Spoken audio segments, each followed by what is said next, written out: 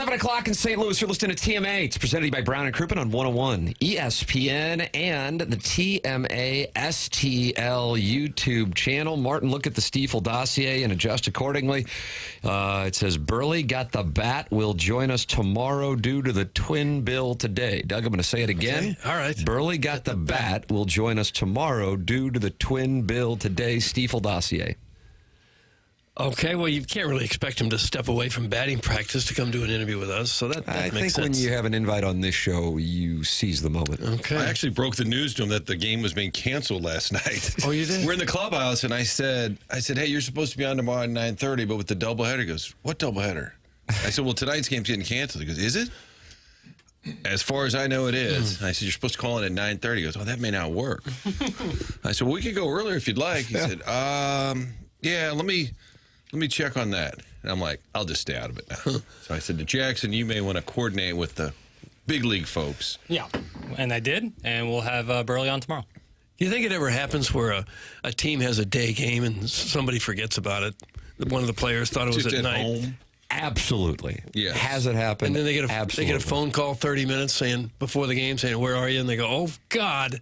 I think back in the day, and I'm going to go, how's this sound? 2010 and before, pre-phones, when players would go out and enjoy a libation. I think that absolutely happened. It might be tougher for it to happen in 2025 because oftentimes they might just be hanging out in the hotel room, swiping. Is it swiping left, Jackson, or swiping right? Ooh, I don't. That's like the tough part of my brain. I don't know. I just know left and right. Give it, put it in my hand. And I would That's something figure you usually learn at 30. I know, but like it's swiping left. Is good. Chairman Kurt's still in that world. Yeah, Chairman Kurt, Which you is swipe it? left or right? Right is the preferred Okay. direction. Okay. And what if you swipe left? What does that mean? Not See for ya. you, Jackson. You look Not like you- interested. See ya. Okay.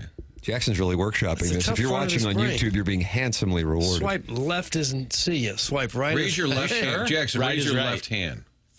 Okay. Yeah. that? That's funny. see ya. I was a little And concerned. The right is how you doing. Speaking of that, when Doc Ellis, they talk about the Doc Ellis acid game where he threw the no-hitter, or he says about it, I think he forgot he was pitching that day, or he forgot he was pitching. yeah. I don't know if he forgot they had a game, but he claims that he forgot that he was pitching. He didn't know when he showed up to Three Rivers. Yeah, and yeah. So Yes. he did all the drugs thing, and I'm just going to chill in the bullpen. Yeah, I think it was Oh, in. crap, I I'm think- pitching. Yeah, I think it was in San Diego. I think it was a road game. Okay. And I think he thought he wasn't pitching that day, or maybe wasn't even playing that day. It never happens. That comes from Marcelo Zuna's alarm clock. How about that? What are the chances that we actually have somebody saved in the text inbox as Marcelo Zuna's alarm clock? And alas, Marcelo Zuna's alarm clock texts in to let us know that it never happens when a player forgets about a game. It did happen with friend of Western Illinois, Marcelo Zuna. Speaking of which, today and tomorrow, you have the opportunity, and I'm looking in here now, I'd say about 30% of the texters so far to start the show do not have names saved. You want your name saved in the Air Comfort Service text inbox. Text 314-399-9646. And this gentleman right here, he might not know left from right, but he knows how to enter in a new name in the Air Comfort Service text inbox. Right. And you got till 11 o'clock tomorrow, and then I'm sorry, you will not have another opportunity to do it until July 1st. Do it now. Okay.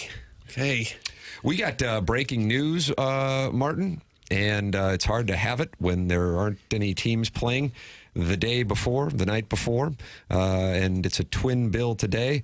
But Doug Vaughn has breaking news regarding the Real Housewives of TMA. We have been told by management that it's a go. That we can do this. Green light. Boom. We call that the green light. Papers. That's green lit. We are green lit, baby. Yeah. Real, so this is not messing around. This is Doug actually met with Tommy Mattern, our boss, head of operations here at Hubbard Radio, St. Louis, friend of the program, and you made your pitch. It wasn't much of a pitch. I just said, what do you think of that? He goes, yeah, that sounds fun. Let's do it. Boom. Sometimes that's all it takes. Yeah. So what's the process, Doug? Well, I guess we need to workship that. If Okay. we need people maybe to send in a little short video on the text line or email it in to us or somehow. You think that's the best way? Doug and I were talking about this before you were in here, that might be the best way, giving the text option and the email. Now, we know that the email, we see it with certainty. The text, there are so many texts that perhaps something could slip through. But Chairman Kurt, do you have the Air Comfort Service text inbox up? I do not. Okay. Does Jackson still have you frozen out? I don't know if it's intentional, but It's not. What do you think, Papers? I mean, you wear the C on your sweater. This guy has a heavy sweater over there. Oh, gosh. I think actually doing a dedicated email address for this, like TMA, I don't want to give it away in it being wrong, but like something at gmail.com, like tmahousewives How at about gmail.com. 111? Like a dedicated email that's only for applications for this. I can draft that up before the 8 o'clock hour starts. And Doug, what's the vetting process? What are you looking for as the executive producer? We always knew we wanted to do the auditions on the patio at Brio for Sunday brunch with mimosas. I guess we need to look for legitimate listeners to the program and some that have some personality. A little sparkle would be nice. I think we pitch it to Argumentative? Nyack right away. Yeah. You don't have to have plastic surgery to be on it. I had never really seen much of the Real Housewives shows. So Really good. So I watched some on YouTube. It was some of the most disgusting television I've ever seen in my life. And that's what we knew we Oh my had to do. God, yeah. Yeah, you're So really I knew it was selling our meant for- version, Doug. I knew it was meant for us. Did Andy Cohen invent it? I know it was I don't his Parkway Central operation. product? Is he Parkway Central? Papers? Channel 4 intern. Andy Cohen? I think he was Clayton. Is he Clayton? I think so. That sounds right. I thought he was Clayton. And that means he's a Bronco? Greyhound. What about Broncos? What's the Broncos? Central is a Bayless? Bayless. Are they Broncos? Did he go to Bayless for a year? I don't think he went to Bayless. You never know. Colin Firth went to Hazelwood West Did he really? for a minute. Oh, you just, Colin you Firth? just activated Have we not goodorbad.com. talked about this? We This guy talked doesn't about know this. left from right this morning. But Colin Firth, your antenna went up. Really? Yeah, it was like Dad worked here or something weird. That's interesting. Wow. From the King's speech. Yeah. Oh, yeah. Seen You're the picture. aware. Oh, Look yeah. it up. Look it up. All right. No, hey, I believe you. Harry Carey, Webster Groves? That's right. Statesman or Broncos. No, that's Bayless. David Hartman go to Webster. God, remember that? The host of Good Morning America. Yeah. I didn't Stone realize he Phillips, was- Parkway West. Yes, Nurse. that's true. Yes. Yeah, that's because you true. got Scotty Highmark, Scott Bakula, Lane Kirkwood. Gabbard, Chip Carey. It's a pretty Stone good Mount Phillips, Rushmore we're yeah, starting out. Yeah. I think William Webster, head of the FBI for a while. I think that he was right? a Webster guy. Which high school has the best Mount Rushmore of famous graduates? Go. Webster's going to be tough to beat. Harry Chaminade. Carey. Jackson immediately went to Chaminade with 3 members of the association. I bet, Ben Bishop. I bet MICDS And Ben Bishop, nice play. and Burroughs could probably come up with a pretty good Mount Rushmore. Yeah, Burroughs would be really good. MICDS also. Tim, where'd you graduate from? Oh, stop it. Here we go. Jackson, who's your Mount Rushmore from Burroughs? John Hamm. Ham, Ezekiel Elliott. Zeke. Ellie Kemper. She's Burroughs? Yeah. Was she the one that Ham taught? Yes. I think you're right. Yeah, nice. Ellie Kemper, and then Scott Van Slyke played in the majors for. he went And to had a Burroughs stare down with Joe think he Kelly did. before Game 6 of the Yes. 2013 NLCS. for sure. Then Scott Vince yeah, that's a really There's good. probably some major business leaders and lawyers that we're forgetting. probably some people Doctors, who people who are curing cancer. that very kind of thing. impactful people. By That the maybe way, don't get David recognition. Hartman's still alive, Doug. Is he really? He's got to be 90 something. 90. And I don't know. I can't find anything that says he went to Webster, but I swear. He was a big star and then just kind of disappeared, just kind of fell off the face of the map. Colin Firth lived in St. Louis, Missouri when he was 11, at which he described as a difficult time. Oh, no. That's the Terrell Davis version of St. Louis. I'll never forget that. Guys, Charlize Theron went to Rittner. That's from the New Polo. I had no idea. Jerry Royce did, and so did Ron Hunt, 2 major leaguers. Those are Rittner Huskies. Edwardsville, Laurie Metcalf. Come on. That's from Lisa, and she's a gem. Okay. My brother and sister went to Edwardsville. So there's 3 for the Mount Yeah. Rushmore. Sam Altman, who created OpenAI, is a John Burroughs grad. Yeah, we probably should make sure he's on the Mount Rushmore. He went to Burroughs? Might be one of the most impactful human beings of the 21st century. Maybe he needs to get on there. Okay. I didn't Was realize that on he Van was- Slyke? Yeah. Sorry. He didn't have a stare down in the NLCS. That's right. No Scott Bakula mention? I did. I mentioned that he went to Kirkwood. all right. Okay, go ahead. I was Let's going to move on. say, I think having the text inbox as a, Martin, I think you like this term, vehicle for the videos simplifies the process. And then when we see them, we can take them and then forward them to your Gmail address. I respect that. If we go with that, fine by me. Two things. One, it might get lost in the shuffle. B, and this is going to sound pretentious, Anytime it goes 1 and B, I'm concerned. We don't need an outline form. Fair. The second thing is the text line's video player. Oh, not is great. that right? Yeah, you're Not gonna lose quality through this. big that time. right? Big Yeah. time. Yeah, it's not great. So I think I'm Then what about just doing the what the hell's the email? email a address? day. Yeah, The morning after it inside inside. STL, Yeah, we can just go Isn't roll that with easier? Yeah. Am I right? Yeah. You don't have to, okay. The morning All right. after. So if you want to be on what is actually now happening, Doug Vaughn was greenlit yesterday. What a moment. It's like George Lucas and Spielberg. Well, I don't know. If you want to be on The Real Housewives of TMA, and how many ladies are going to be on the show? What is our budget? We've got no budget. Nice. I like where we Pays are. it pays nothing. Pre-revenue. It's pre-revenue. It's another Jackson Burkett pre-revenue vehicle. The morning after at InsideSTL.com, and we're looking for some kind of video clip letting us know why you should be cast. And then what the auditions are taking place at Brio on the patio during Sunday brunch? I don't know. We haven't done that yet. As a nonprofit, we're not that well organized. Yeah, I think we're currently set up as a 501c3. But maybe if you shoot it horizontally with your camera instead of vertically, so that if it gets used on YouTube or Instagram, it covers the whole frame. Yeah, and does the submission, does it go without saying that if you submit something, you're open to being used on our channels and Yeah, whatnot? Tommy said we need a little release to have people sign. Gotcha. And did you have counsel construct that? I haven't, no. I just thought of it when I came back to the station this morning. But for those who aren't aware, there is a video department here in this building, so Yes. they have the capabilities. Yeah, they can do fancy The stuff. set for the spread zone, which little Jackie Papers came on, and you ought to watch it and listen to it because Papers went 14-2 on his basketball plays during the NCAA tournament, and I'm just tailing them all out.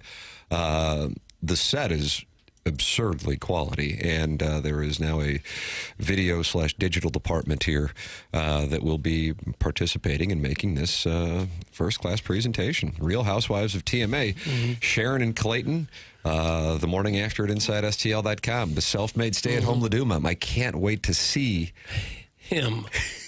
We asked that they be females. Although nowadays, I guess you can't discriminate against I think that anyone. could be the big reveal on the next episode. Meet the stay-at-home, self-made Laduma. I think so. Yes, we're the Real Housewives of TMA. Okay, got a show. I'll be on the Housewives. I'm hot. Tee-hee. That's from Stephanie in Wildwood. I should note that it comes from Steve in Wildwood's account, though. Oh, you think it's the same guy?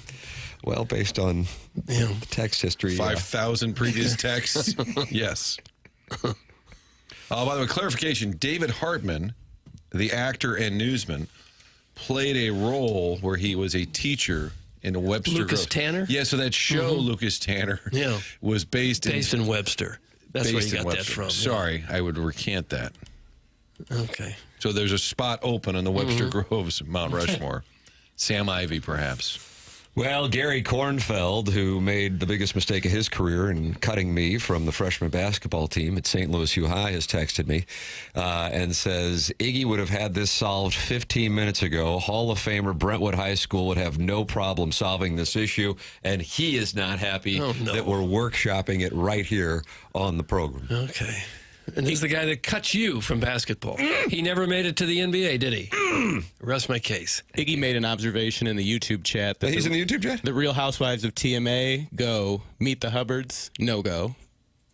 That was his pitch for a show back in the day and couldn't get it off the ground. Okay. Well, you never know what's going to hit and what's not. It's worth a shot. Oh, it's more than worth a We'll shot. run it up the flagpole. You did. You got did. greenlit. Okay. So now what, Doug? Now we got work to do. Sharon and Clayton, it's the morning after at InsideSTL.com. And any other ladies who would like to participate the morning after at InsideSTL.com. Jackson, how long do you think the video should be? What do you think is the right length? You can just hold up the phone and just send In it. terms of an application, Aye. 2 minutes or less. I think that's probably right. Yeah, 2 minutes would probably be long. Yeah. We get an idea pretty quickly. Yeah. Like, this gal's got some sass. 30 seconds to 2 minutes. Just on why you think you'd be a good member. All right. Tom Selleck went to Melville. That's from the Big Show. No, he did not. He did not. I think the Stone Phillips Parkway West is like a sleeper. Never thought of him as a St. Louis guy. And then he just disappeared. I think Chip Carey went to Parkway West. Yes, as mentioned. So Parkway West is live for the Mount Rushmore. Yeah. I do think it's going to be tough to beat John Burroughs upon further review. But I would have to imagine the MICDS Mount Rushmore is pretty rock solid as well. Joe Buck. You know? Jennings. Jay? Went to Ladue. He's Horton Martin Watkins. Watkins. Boy. I don't know if I can go much more on that MICDS. I don't know anymore. Oh, Sterling K. Brown. Sterling K. Brown. Yeah. Kirkwood's got Scott Bakula, Lyle Wagner, who was on the Carol Burnett Show for years, Doug Vaughn. Nikki Glazer, and Doug. maybe Jeremy Macklin. Wow. Yeah. That's a pretty nice good. Mount Rushmore. Really good. That's a pretty How nice about the Mount BYU Rushmore. football coach randomly went to Kirk? Yeah, that is one of the more random ones. Vincent Price, MICDS. Oh, really? Yeah. Yeah, okay. Right. Throw him in there. Senator Thomas Eagleton. Oh, that's a good one. Jack Danforth. Yeah. Another good one. Bill DeWitt, the chairman of your St. Louis Cardinals. That's a pretty nice MICDS Mount Rushmore. It's almost as if they have wealthy families, Smart and then guys, they yeah. come out of there and they're successful. I don't understand. You got a good blueprint going there. Where'd Yogi Berra go to high school? That's from Lisa, St. who Mary's. Jackson describes as a gem. Is that right? Mm-hmm. She's got Yuri Collins, Yogi Berra, Joe Garagiola probably went there, I a think. number of guys who wanted to Francis kick my ass Slay. across the street at Francis Park while drinking Mad Dog. We can just They have would them just sit there represented. across the street drinking, threatening to kick your ass. Yeah, there was a table. I think it's still there. That was used often for a variety of purposes, late on Friday nights and Saturday nights, and I'd be fresh off my shift bussing tables at Pietro's, and I was viewed as a threat or just an easy target. Take your pick. I'm going to go with the latter. Yeah, I think that's probably right. And I'd come home smelling of pasta and cigarettes, and they wanted a piece of me. Did they ever get it? No, I went running into the house. I'm wearing white belts, so I'm more of a high-class style guy. No fats on TMA Housewives. Oh, gosh. Some man love, and is he going to be in the casting process with? Well, anybody's eligible, I guess. right. We'll take a look at that audition tape. Yakov Smirnoff went to DeSmet? Didn't. These things true? He didn't. See, right after Frank. Steve Stepanovich, I guess, would be the pride of DeSmet, right? Oh, yeah. Number 2 overall pick. Yeah, they have a pretty good Mount Rushmore. Yeah. Martin, what is your CBC Mount Rushmore? Larry Hughes. Mike Shannon. Big Irish. Mike Peters was really prominent. He wrote a comic strip called Mother Goose and Grimm that was rather prominent. He used to be on the Today Show. I feel like we're missing an obvious one. Joey Vitale didn't go there, did he? He did. A little awkward that I didn't mention him Yeah. right out of the that gate. could be Do tough. they have to be? I think we're all going pro athletes. This is a sports show in theory. Those are just the ones we know. And then there are successful business types. Yeah. as Did the well. Bomeritos go there? John Bomarito. That was a Buick dealership back in the day. And Was it really? Under John's watch, it just exploded. Yeah, now it's everything. I'm looking at CBC famous alumni, and Martin, you're listed on there. How about that? Oh, that's- How about that? Texter said Matt Vierling, who's playing Oh, yeah. the Detroit Tigers, was on the Phillies against the Cardinals back in 2022. How did this happen? Is it my fault? Chaminade's going to be tough to beat for athletes. Oh my gosh! With Tatum and Beal and the Kachucks, did they both When they graduate went or there did they for move a up while, I don't think they finished there. But David Lee had a great NBA run. to Brady And Cook? as papers mentioned, Ben Bishop. Oh, yeah, yeah. The plumber wants us to know that Patty Maroon and I went to Oakville. Maroon did. What about the plumber? I don't know about the Well, I plumber. like David Sanborn Kirkwood, the great jazz musician. Yeah. Well, I'm telling you, this Kirkwood's really making a case. really coming up. Is it gonna clip Burroughs? I don't know. I think it's gonna be tough to clip Burroughs. It is. I feel like Burroughs is gonna be at the top. Kirkwood also had Greg Warren. So we got funnier Yeah. people between Warren and Nikki Nikki Glaser. Glaser, you know. Scott Bakula can do a wonderful roast. Remember when do you remember, Tim, when his brother called in? Scott Bakula? He was at a Cardinal batting practice. And we were just kind of This was on the morning grind? Yes, and we were poking fun at the skipper for having random friends. And we made just like an offhanded joke. Oh, yeah, it was Scott Bakula. And his brother called in. Brad? I may have been Brad. Brad is his brother. He was mad because we made light of the fact that it was Scott Bakula at batting practice. We were just jacking around. He wasn't And happy with it? That's a real moment. Like he was legitimately unhappy? Yes. Oh, that's awesome. Oh, I know him. I know him well. He coached my son's baseball team. I ask him. I think he could verify. Because we were just poking fun at all the skippers. The random. It was the early 2000s, and I have no idea why. Kind of random, especially I was 23, 24. Bruce Hornsby was down at batting practice. Doug, you might remember him from Bruce Hornsby and the Range, Mandolin Rain. That's just the way it is. And you always say Tupac sampled that for I've never changes. said who sampled what. And he would tour with the Grateful Dead, and Deadheads called him Spider Fingers because he could play the piano like nobody's business.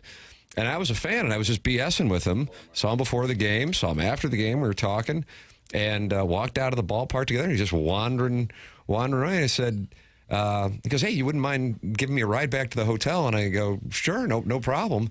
But he didn't realize how close the hotel was to the ballpark. And I thought to myself, how random is this that Bruce Hornsby asked me to give him a ride back to the hotel only because he's friends with the manager of the baseball team. But that's the way that it was down at Busch Stadium. Tony somehow had this list of celebrities who would come through town, and if they were baseball fans, they'd be able to get up close and personal with what at the time was one of the best teams in the game. And they would just be at the cage hanging out. Yes, just at the cage, just leaning on the cage, just like another manager. There'd usually be a guy pushing 60 in tight jeans with long black hair, and the hair may have been dyed. Could have been. And you'd always say, who's that? Like, yeah, man, Deep Purple's in town. And you're like, oh, are they? And it would be like the drummer or the bassist for one of the bands in town. He knows everybody, that's for sure. Guys, Jack Dorsey went to DeBerg. That's from Dino Bravo. Yep. It's a Fear the wonderful Cavalier. wrestler. Yeah, I mean, now we got to look at that. I mean, if we're going to talk Sam Altman and Burroughs, got to talk Jack Dorsey and DB Proud. Did any of the DeBerg toughs stare you down at Francis Park? Yeah, that's where they would go to scrap, and then maybe they would be lingering after their scrap with the St. Mary's guys, and they'd want a piece of They'd all want a piece of you. Yeah. Because And if you can take run. me down, you can take down anybody. For the text line, Tim, Butch Patrick had a cup of coffee at DeBerg. See? All right, so we've got Jack Dorsey, Butch Patrick. Can't believe that cutie Doug forgot about WWE superstar Randy Orton of Hazelwood Central. That's from the 314. Well, I couldn't come up with three more Hazelwood Central, Mount Rushmore eligible people. I'm sure Pat they're out there. Schumacher, center for Mizzou. Oh, yeah, Remember that nice. back in the day. Did Kerry Davis go to Hazelwood Central? We should know our he may have. teammates Certainly here. coached for Hazelwood Central. It used to Yeah. just be Hazelwood. Guys, Becky, Queen of Carpet, went to Villa. That's from Adonis Jordan, don't who I believe think was on so. the 88 Kansas Danny and the Miracles team. Am I right on that? They beat Oklahoma and Mookie Blaylock. Kind of a surprise. What seed were they? I don't know. Got to do show prep, man. I just Got don't. to do show prep. CD went to Hazelwood Central. Kerry Davis. No, don't just say CD. That's what people call him. Okay, but our listeners might not know that. Well, come on. He's on the station. That's a little different than me saying someone else. Turn it on 101 and break off the knob. Remember they used to say that? Oh, is that right? Not at 101, but FM, they'd say, turn it on and break off the knob. In other words, you never need another channel. By the way, Lensman Jake yesterday, we're driving down to the stadium right as the storms are kicking. Sirens are going off, and Jake had it locked on KC95. He is a loyal, so he's supporting Hubbard. And I said, love me some KC95. But maybe we should tune into the weather since it looked like the whole city was about to be ripped apart again. I was here. Jackson and I did, we did the spread zone. Then we did QFTA. I took 2 hours of Jackson's life and did QFTA yesterday, Tim McKernan Show podcast. And what is the title of yesterday's episode? Hi ho, Silver. I'm on the Sibian. That's the episode my yesterday. word. I was uncomfortable with the way you spelled hi ho. I looked it up, And Hey, Doug, how would you spell hi-ho? Hiho. Hi ho. but I was looking it up, and like the hi in hi ho, I saw was Heigah. Doug, do you have a problem with it? It's overthinking the word. Well, I'll peek behind the curtain. My mother, 40-plus year newspaper writer and editor, I'll sometimes text her for some grammar questions, but I thought, hi-ho, Silver, I'm on the Sibian. I'll probably just keep this one to myself. You didn't want and to share that with Mom? I'll figure it out on my own self. So How did you spell it? Heigh. Hi. What? That's like the old West way of spelling hi-ho. Why? That's how John Wayne would spell. Hi-ho, song by the Dwarf Chorus, by the Seven Dwarfs. That is close to home. That's what I was seeing. I don't know what to So say. don't be confused when you see the hi and hi-ho spelled Heigh. Hi-ho, I'm on my Sibian. It's the you're on the right episode. Okay. It might throw you off.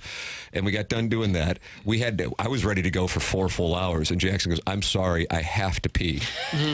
Gosh. And That's I how it realized Is that how this. the show ends? It does.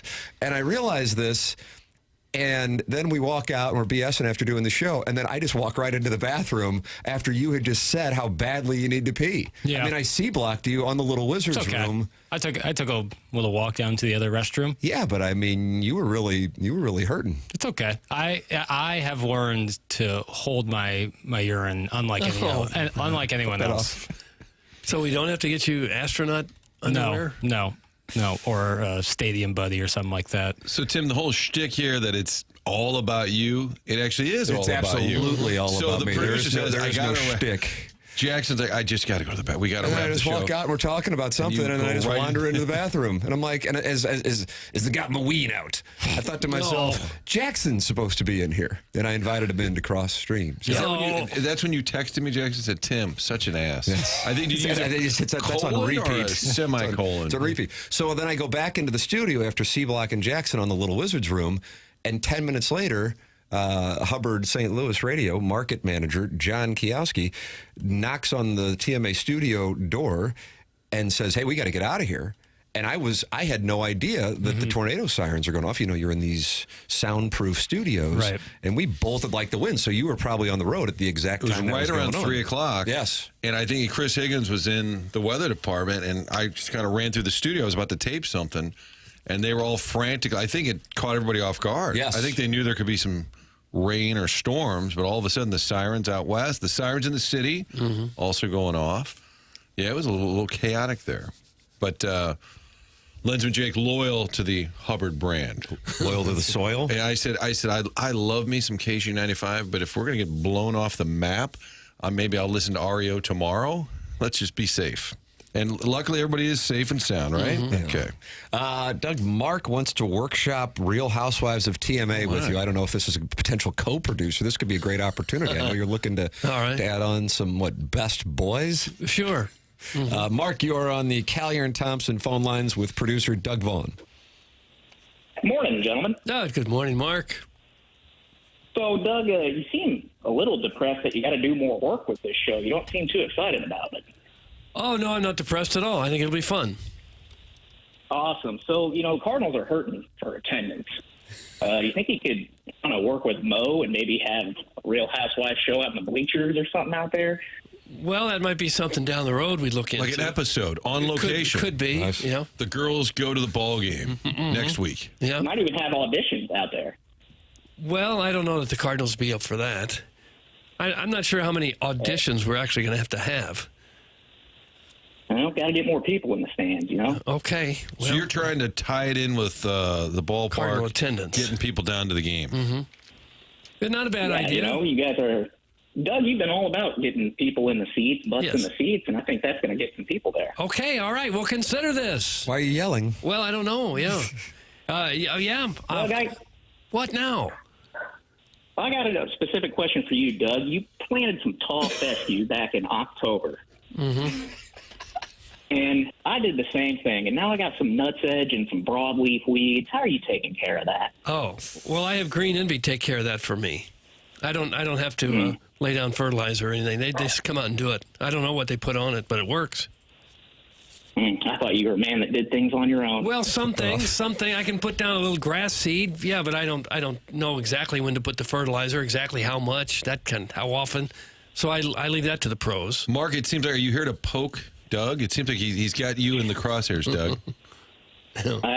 I got a wide berth because is Tim taking questions? I am taking questions. Doug is not, although you did answer the question about the fescue. A couple, yeah.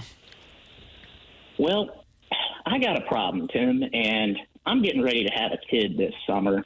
And I was thinking about naming him Tim, after you, the greatness. That's the right thing to do, Doug. But the issue here, though, Tim, is I got a family member that's also named Tim, and I don't want them to get the wrong idea. So what do you do? I don't follow. I'm sorry, Mark. I don't follow the question. Well, I don't want them to get it confused to be named after, a family member. Got it. I see. I don't want that confusion to happen. Well, I think you do something informal, like make sure your child's name is Timothy Michael, and then that way that would most likely distinguish, and then also be tribute to the proper person, which of course is me. Well, I got to raise my child. Uncle Mike too. Okay. Maybe just name him McKernan instead of Tim. Yeah, that's not bad. It's not bad. Okay. I'll take that under consideration. Did you just put a bullet? No, you didn't. No, you keep going, bro. Anything else? Well, I'm mostly a podcast listener. This is coming from a few weeks back, I believe. But you guys are talking about KG dating apps, I believe. I had something I wanted to call him out on. Okay. He's going around the dais, Tim. He's working his way It's like the around opening of a the roast. dais. Well, go ahead. KG had mentioned dodging a bullet or something with a girl who didn't like his height. Yeah. And did he put his height in there, or is he, kind of leaving that off? And then the other part to that was he doesn't like kids, but's wanting to use his nephew kind of as a crutch to boost that up. Is he the bullet in the situation? Huh. Chairman Kurt, these are questions for you now. Am I what in this situation, Mark? Well, you had mentioned you might have dodged a bullet with the girl who didn't like your height. And you mentioned you don't really like kids, but you were potentially, using the nephew maybe to post some pictures, boost up the numbers. Yeah. But 30 minutes ago, you guys were chatting about ice tea. Bullet in this situation? Yeah, Mark, I guess I'm the bullet, Mark. Hit Where's the the buzzer buzzer? on this guy. Chairman guys. Kurt wants him gone. Chairman Kurt wants I him want the gone. Elliot Davis version of but please. Yes, Mayor, I'm sorry. I had a question about tornado. Elliot, can you turn that off? Okay. I had a question about the tornadoes. Elliot. Okay, thank you, Mark. I mean, the intensity of the anger in the Air Comfort Service text line directed toward Mark, Doug. Oh, my goodness. That was a struggle. Phone lines can be poisonous. Strong call. There's the Charlie Marlowe AI that you like, Martin. Swallow all the battery acid that has ever been made, Mark. That's from Cloyd Bigsby. Boy, that seemed harsh. Like 8 straight scrolls. It's broken the text inbox. They're still coming in from 2 minutes ago. A lot of toaster and bath references. Well, we appreciate the call. Oh, for sure. Thank you, Mark. The best Don't part be of a this call is how much Martin hates it. That's from Steven Time. Get this mother effer off the air. Drink bleach, Mark! Hi, Doug. You call into the program, you make your way around the dais, Right. and the audience is just raging the You entire... better have your questions or your take nailed down. I thought he was working up to. I thought he was going to say something kind of innuendo-esque towards Doug. I was waiting for it the whole I thought time. we were working up towards something. He and that- might have been, but you gotta know when your time is right. Well, after 5 minutes, we hadn't gotten there. Yeah. So I think the next caller, and we encourage you to call in, the bar is low. So Right, now, yeah, this is the time to come in. This is the time to come in. Comedy is hard, but good try, Mark. Now reward reward yourself by putting on some cinder block shoes and taking a swim in the Mississippi. Doug, that's Carlos Spicy Wiener with his thoughts. Cinder block shoes. There'd be little straps that come over the top of them. Yeah, I think that's what he's looking for. Sharon and Clayton has responded to Doug's announcement that the show The Real Housewives of TMA has been greenlit by Hubbard Radio Management. And I don't know if this deal is done that Sharon is in. It sounds like there might be a negotiation going on, and Doug, you're going to have to respond. That's coming up, and you also are welcome to call in. And now would be the time to do it because you get to follow Mark's call 314-974-0101. Callier and Thompson phone lines. You have the Michelob Ultra YouTube chat where 172 friends have gathered. Chairman Kurt is in there, and you can talk it over with him. And Iggy is in there as well. It's youtube.com/TMASTL. The program is called TMA, and it's presented to you by Brown and Crouppen on 101 ESPN.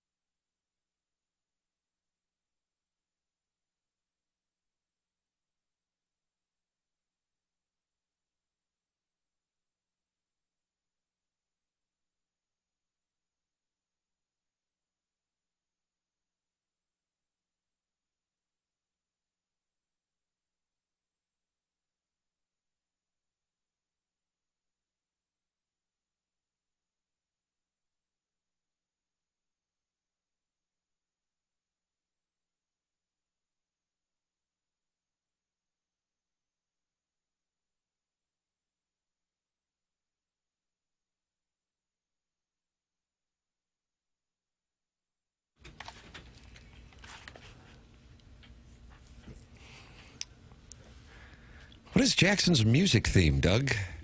Alanis Morissette. Is this 96? I don't know the years, Tim. Canadian artist. Bang. Wow. Attaboy, Martin. Is that what it was? We're going to hear Rush. Yeah. Yeah. Celine Dion. Celine Dion. of course. BTO, Neil Young. Neil Young, the band. Gordon Lightfoot. Gordon Lightfoot. Drake. Drizzy Drake, The Weeknd. Yeah, in honor of the Oilers' Game 1 win last night. And Shea This guy. Gilgeous-Alexander embarking on Game 1 tonight. The Canadian artists. Jackie Papers on the Spread Zone yesterday let Anthony Stalter Rizzuto and I know that he was going to make a bet on Game 1 of the Stanley Cup Finals, and that bet was no goals in the first 10 minutes, just to get a quick hit of dopamine, just like an addict. And you were handsomely rewarded with about 60 seconds worth of a sweat. Didn't work. Got to shoot to score, though. Yeah. Unless you're betting no goals in the first 10 minutes, then please do not shoot to score. Correct. That's correct. Yeah, that was a Jim Dandy. 3-1 Panthers. Paul Maurice and the Panthers had been 31-0 leading after just the first period, much less the second period. And not only do they blow that 2-goal lead, they then lose it in the, Doug, do you like this term, waning seconds? I don't mind it. Yeah. Of the first overtime, and the Oil is 3 wins away from bringing the chalice back to America's hat. Here's a call of a Jim Dandy of a game winner featuring 2 of the game's best offensive players, putting Edmonton up 1-0. Remaining in the first overtime. Here's McDavid. Out for Nugent Hopkins. Out of the point, Bouchard. Nugent Hopkins with it. Here's McDavid. Out in front. Score! Leon Draisaitl. The Oilers win Game 1. Oh, hit the goal post. Oh, that was a good call by Kenny Albert. Friend of the show. Darren Pang got in there a little bit. I miss Ray Ferraro. I think he's the best analyst going right now. He's on the old Espen. Yeah. Fun game, though. Oh, Good yeah, start. hell of a Yeah. game. Hell of a game. Want Matthew Tkachuk to win again, but I kind of want Canada to break through and get it done. Yeah. Yeah, they won it last year. I'd like to see the Oilers beat them this year, I guess. What about the delay of game penalty that set it up? Thomas Nosek and Paul Maurice after the game said, well, we're going to make sure he doesn't eat alone tonight. That's a good one. I like that. That was the waning seconds. 1929 of the overtime. This segment is called Cup Crazy. Cup Crazy. And Brad Marchand had a goal there. He always gets in there. Is he the most annoying player in the league? He has to be, right? He was my Conn Smythe play at plus 8,000, Doug, if you want to throw something on that. Who was the guy who kept peppering our boy Snuggie? Who was the big guy for the Jets? Logan. Well, yeah. Lowry? No. It was Crowdsourcing. Darnell Coles. Oh, it wasn't Logan Coles. Clayton or something. I'm forgetting now. Yeah. Logan Stanley. Logan Stanley. Stanley. Yeah, he can kick rocks. He can kick rocks. What made you think of him?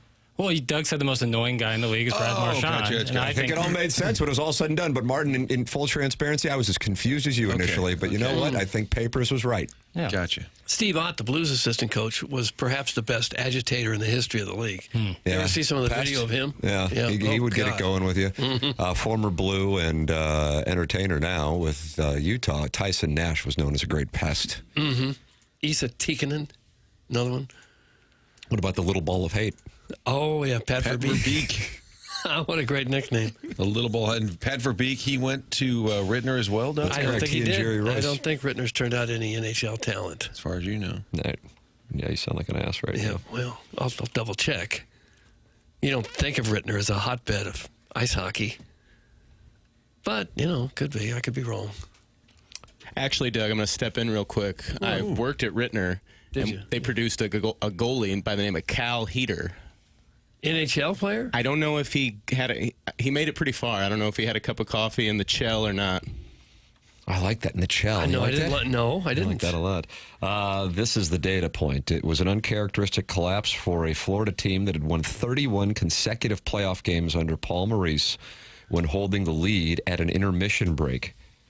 So that is a hell of a streak. Yeah. I mean, that is, but it got away from them. It might be unfair to call it a collapse when you're playing against one of the best teams in the league, a couple of the best players in the history of the league, and they score a goal, get an assist, and you call that a collapse. That might be a little harsh. Hell, he's on scholarship too. Well, looks like you want to fight John Wowrow, the AP hockey writer. I don't really want to fight him. I just think maybe that word collapse was a little harsh. They win game 2, they're fine. You just want to go up there and split. Bring it home tied. I think that the Stanley Cup final is going to be a long series. A long series would be anything larger in length than the gentleman's sweep, so a 6 or 7, whereas I fear that OKC and Indiana will be in the gentleman's sweep category. Yeah. You agree with that, Papers? With Oklahoma City winning. Yeah, absolutely. They're minus 700 or minus 750 to win that series. I mean, that is a monster favorite. Yeah. And that starts tonight Yes, sir. in OKC. Yep. Yeah. Gonna be a But good- you won't be watching because you're going to be studying up for the game 2 of the hockey series? No, sir. I plan on watching You will watch. every second. Yeah, Okay, of course. all right. Second. It's going to be great. And last night you watched your TV show with your girl, gal pal. good. Yeah, good memory, Doug. Yeah, I watched Mountainhead. Oh, what'd you think? Good. Uh-oh. Did you catch that, Doug? Wasn't great. He Yeah. didn't say great. He didn't say awesome. Yep. It's more of a satire than I thought it was going to be. I watched it last night too, so I could converse with you about it. I would agree with that. Yeah, I didn't But realize. it's good, but it sounds like, okay, we do, what, 1 to 5 star scale on this show? It's just hard to really compare something to Succession. You know, the guy who made this movie. Ooh, Wow, careful. wow. I'll How do it, will but I that was explain a- that to my kids? That was a clear Kids gather misspeak. around. I know dumped that it, but it's that was- 7:47. And- You heard a word that you haven't heard. Am I in a locker room here or what? So you didn't care for this pile? No, that's not, that was a clear misspeak. It's just more satirical than I thought it was going to be, and I think Jesse Armstrong, the guy who made Succession, is better at less satirical, more like realism. Like I think that's what he does so well. But it was still fun. Acting was great, and How many stars, bro? I don't like a star system. A score of 1 to 100, I think, is a better. I truly do. I think it's better. What the different 4-star movies are different. How many popcorns? No, I refuse to embark on that. I would give it like a 70. 70 out of 100. 70. Huh, that's really a not C. good. It's like a That's passing C. grade, but not special. Well, on good or bad, again, pre-revenue. Anything above 51 or 50 would be good. Anything below 50 would be bad. And then 50 gets touch and go. So this was a 70. This Got to get my money back on this investment. is a C. You're going to miss us in Barbados in 10 years. Where we're going to be. Oh, yeah, offshore, hiding. Kim and I started Friends and Neighbor, the John Hamm. Oh, you got to tell me you think it's the bee's knees. We're 2 episodes in, really into it. At first, I wasn't into it right away. Really? Sometimes when the banter is so tight, like they say their words, lines. back and Jackson forth, describes that as Sorkin-esque. when they almost jump on each other, it's almost too scripted-ish. I don't like that. So at the beginning, I was like, now I'm all in. 2 episodes in, I'm all in. It's wonderful. I'm enjoying Have you it. watched it, Doug? I haven't seen it, no. John Hamm's going to be pissed when he comes back to do our Hot Stove Hockey League. Oh. Okay, I'll get on it. Thank you. And Jackson, you have watched it? Our friends and neighbors. That's a different show. This is your Friends and Neighbors. Oh, okay. I have let my Apple TV subscription lapse at the end of Severance. I did not purchase another month. So when I do, because I'll be back. Trust me, I'll be back. Shrinking's coming. I'll be back. I will watch it. Jason Segel's show. Yeah, Doug, it's I thought that was him shrinking. Made by the same people who made Ted Lasso. Really good. Well, there's a new show that just debuted yesterday from the people who made Ted Lasso. Bill Lawrence. Oh man, I gotta check this out. Called Stick. It's with Owen Wilson. Oh, I love Owen Wilson. Yeah. And it's about, he's like a former golf PGA player, I gather, who had a blow up and lost everything. Oh, man. And then discovers some young wizard The first 3 episodes just came out last night. And I watched it last night. And you enjoyed it's it? highly recommended. Absolutely. I've kind of figured that would be right up your alley since you live by Ted Lasso credos. Yeah. Seeing Mark Maron in it too. Great. All right. Well, maybe I'm going to Mark Maron's in it? I'm going to repurchase my Apple TV so I can get. You got a lot to watch now. Because now that I have 2 shows, now it makes more sense to do it. Manage your money better, pal. That's from the Warson Woods Wacko who thinks that you are not managing your money. What? Don't care. I manage my money great because I work with Mark Hanna of Evergreen Wealth Strategies. Wow. What a weave. It's a weave. A lot of people are pointing out that you refused to do the star system, but you gave a 70, which would have been 3.5 stars. Yeah, you can Dead prorate. on. But I'm saying, would also 75 be a 3.5 stars? That there's a difference there. You're looking for more of a range Yes, that's available. because I think a movie that I would give a 70 and a movie I would give 77 are 2 different things, but they both might be 3.5 stars. I give it 4 popcorns. You just need to be a guy. Just invent your own. Yeah, I think a 5-star scale is bad. I think a 4-star scale is bad. You gotta give more range, at least 10. Okay. 1 to 100 is the scale, and Mountain Head officially gets a 70. For point of reference, what is your all-time favorite film? Oh, Brother, Where Art Thou? Okay, and what does that get? 95. Wow, so you just can't get to 100. Yeah, like a Godfather would be like in the 99, 98 category. But it's not your favorite film. It's not. Favorite and best. But it gets a higher rating from you. Yeah. Doug, it's more important. The Godfather is like one of the most important pieces of pop culture ever. Oh, Brother, Where Art Thou is my personal favorite family movie. What's that about? I think That's George Clooney. Yeah, it's a Coen Brothers movie. It's an adaptation, kind of the Odyssey, Homer's Odyssey, and it's really good. John Turturro. A lot of bluegrass. Yeah, John Turturro, Tim Blake Nelson, John Goodman, Bride of Afton. And they're sailing around the Mediterranean, the Greek Isles? It's like a prison escape movie, but it's with hot prisoners. It's, What's that it's got to told do like with the Homer Odyssey. and the Odyssey? It's a cool adaptation. It's not like a direct adaptation. It's inspired by. Okay. It's a little wacky. Maybe. Yeah, it's a Coen Brothers movie. They're kind of wacky. Well, all right. Oh, Brother, Where Art Thou is an absolute classic. You're getting endorsements, Jack. Yeah, I mean, it's just like favorite movies. That's really the best. It's just what I like hold dear. You know? Better than Shawshank Redemption? Get the F out of here. Oh, brother. Again, Here we go. so here's the thing. I really turn it up, crank it up just for a second. When somebody says my favorite, there is no argument. That is their favorite thing. Now, if I said, Oh, Brother, Where Art Thou is the best movie ever, yeah, you could flood the text line with all these. But I didn't say that. I said my favorite. That's what you said. So you can pump the brakes on your take because no one wants to hear it. Oh, gosh. Just smacked him down. Is Dawson's Creek doing this on purpose now? That's from Little Judy Suckins. Nope. This is me, baby. Take it or leave it. That's what I say. Mountain Head was just terrible. That's from Doug's prison wallet. I didn't think it was terrible. Well, some people like things and some people don't like other things. Right, that's the thing. And it was a little goofier than I thought it would be, especially, again, coming off the heels of Succession. But, you know, I enjoyed it. You tell them, Piddles. That's from the 314. That would be 3.75 stars. If it's 75 out of 100. They didn't teach math at Mizzou. That's from Gooner Reloaded. But instead of doing 3.75 stars, some dumb, like they just do 1 to 100. If you does everyone just have a problem with everything that ever comes out of my mouth? Pretty much, yep. Like not every point needs argument. Well, it's they're also not happy with Doug. Let's see, I got to scroll back. I don't know the years. Tim is in the Michelob Ultra YouTube chat. Michelob Ultra, that's only 96 calories, 2.5 grams of carbohydrates. It's only worth it if you enjoy it. Sponsor of the Dotem, sponsor of the YouTube chat, Michelob Ultra. And he says this Real Housewives thing would have been funny in like 2010. That's from I don't know the years, Tim. Okay. Well, Does that make you want to? Don't watch it. We haven't even done it yet. Not 100% sure that we can get it done. Now, Sharon and Clayton, who I think is really the alpha on this program, has texted in and says, congrats on the Housewives greenlight. As a potential cast member, I have to ask something that no one has since this idea came about. What's in it for the actual housewives? There has to be some incentive when putting yourself out there for the inevitable criticism and judgment. Sharon and Clayton is now negotiating with you. How will you handle it? I don't know that there's any monetary thing in it for them. I think we would owe it to any of the women who want to participate to filter some of the extremely vile and nasty comments, because we'll get no one to do it if that's all that it is. But So there's we gotta be try to keep it fun. And maybe a contest, and there's a payoff. They get to fill in for Tim for a week or something. yeah. Or I don't know. There's got to be a contest. Okay. Good luck with that. Yeah. Yeah, we could try that.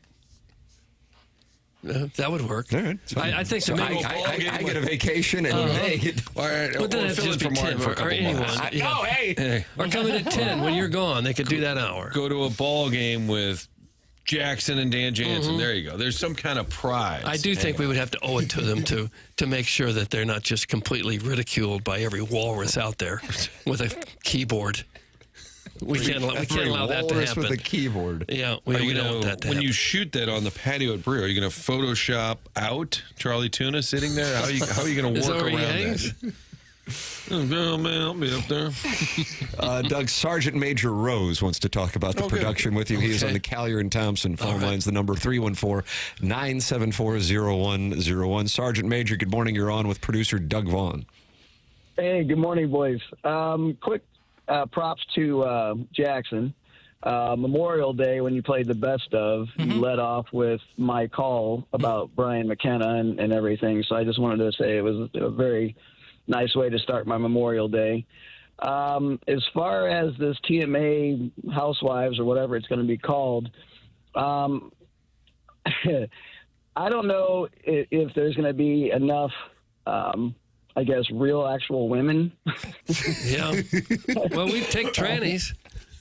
Well, hey, I guess, up here in D.C., we keep things pretty politically correct. But I don't know. I mean, Sherilyn Clayton, I've met her. She's strong. She'd be a strong candidate, and I could see her kind of being the quote-unquote chairman of the board, so to speak. Mm-hmm. Yeah, it's true. Yeah, she's got a big personality. She'd be great. We just do have to shield him a little bit from the hate that everybody gets on the show. What? Regular listeners, and especially women nice enough to do something like this, shouldn't have to just be grilled with hatred nonstop. We wouldn't want that. Well, and I'm sure there'll be enough extras at Brio to make that happen. So, okay. You think we should just go to Brio and just go to Brio, film all the scenes there, you'll be fine. just do some ambush journalism? There you go. Something like that would be great. So. Okay. But I just wanted to call out, and I didn't get a chance, of course. I did listen to the Dotem broadcast. Thursday was a little bit of a hard follow, but We're trying to move past that. Gosh. But props, hey, props to you guys. It's an amazing event, and I know from the folks that went, a few people reached out to me that you guys did a great job for Brian and his family. The pony on the south side on Saturday was one for the books. So. Yes, it was. Huge crowd. Somebody estimated 2,500, I think I saw. Is that right? I think that's about right. Yeah. Yeah. It just tells you the tentacles of Brian's outreach that he did. He was just an amazing person, and Yes, sir. Great compliment to his legacy. very true. So hopefully they'll do that kind of a yearly thing. You know what? It's interesting that you brought that up. I've talked with a few people who were talking about doing something like that on a regular basis annually, Sergeant Major. Mm-hmm. Well, I didn't get to come home for it, but I retire next year, so hopefully if they do it again, I'll be in town for it. All right. Well, that'd be great. We'll look for you then. All right. Well, good luck with those production meetings. Well, all right. Thank yous. Thank you. That's Sergeant Major Rose on the Callier and Thompson phone lines. You're welcome to call in as well, 314-974-0101. I understand Dan Jansen, who offered to caddy for me, is on the Callier and Thompson phone lines, so we'll hear from him. He's sideways with Buck Swope, if I'm not mistaken. I'm trying to follow all these listener wars that are going on. You can text in as well, 314-399-9646. The program's called TMA. It's presented by Brian and Crouppen on 101 ESPN.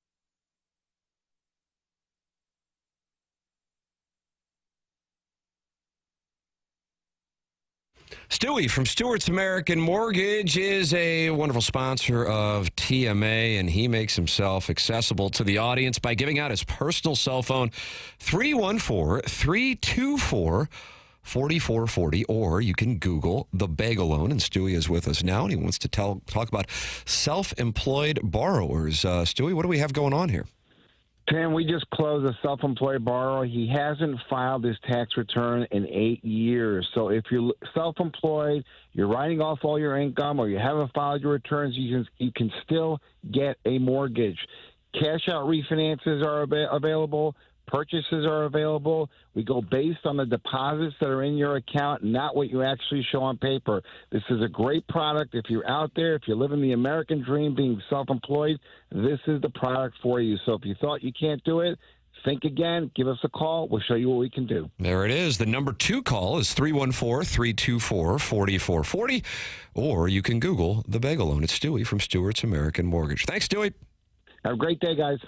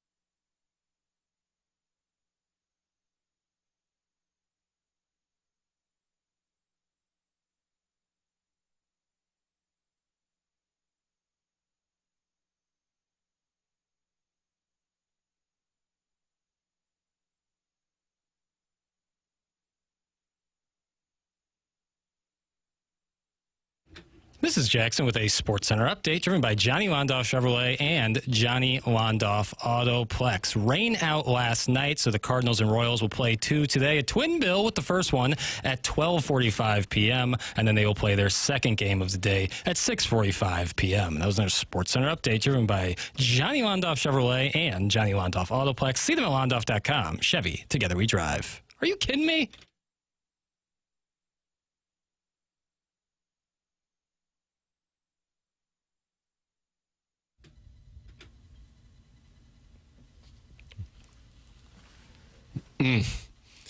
Boy, it takes you back to the theater in 1997 and just weeping. Jack Dawson. Boy, she can warble, though. Celine Dion, one of the best. This is Canadian Artist today, is Jackson's music theme. We heard from Alanis Morissette of You Can't Do That on Television in the 7 o'clock hour, and here in the Fisher Window and Door Store, 8 o'clock hour, we're enjoying the vocal stylings of Celine Dion. Stylings. I like that. She's still in residence in Vegas. Did she do? I don't know. She usually does, yeah. I'll find out that for you right now, Martin. Kind of a good way to do it. Instead of hitting the road, Yeah. have everybody come to you. She is reportedly in the final stage of negotiating a new residency with Resorts World. That will start, or probably has just started. And they live in just probably a penthouse at the top of the building. I'm sure they're only there for a brief amount of time. Probably that night they stay in some sort of... Well, but she's there for months at a time, Doug's saying. Do they put her Right, up in the but she's not penthouse? playing every night. I don't think. So she doesn't stay in Vegas, just in and out? Probably plays like Friday and Saturday, and then... I don't know. So I bet they do it more than that. Her residency in New Day achieved a remarkable total gross of $385 million. Doug, why don't we do a residency? We should. She earns over $500,000 for each performance. So wouldn't you go 7 nights a week if you're making that? For like a year, and then probably shut it down. Yeah. I would just think they would do it more than twice a week. I don't know. I probably got the show down pat, every word she's going to say and every movement she's going to make. Kind of a dangerous question with Tim here, but when you go to Vegas, do you go to a show? I'm happy to answer questions. It's not really my bag. However, when we called the audible, pulling the plug on our trip this week to Red Rocks, and I did see the video of the show from Tuesday night, and it rained the entire time, and people were bundled up like Nanook, we were going to go to Las Vegas to call the audible, and my wife was like, oh, we can go to the Sphere and see a show. Just to see the Sphere, the person playing, Kenny Chesney, isn't necessarily who we would want to see, although it's wonderful when an artist is smaller than me, and I kind of want to seize that opportunity. He's got the big hat.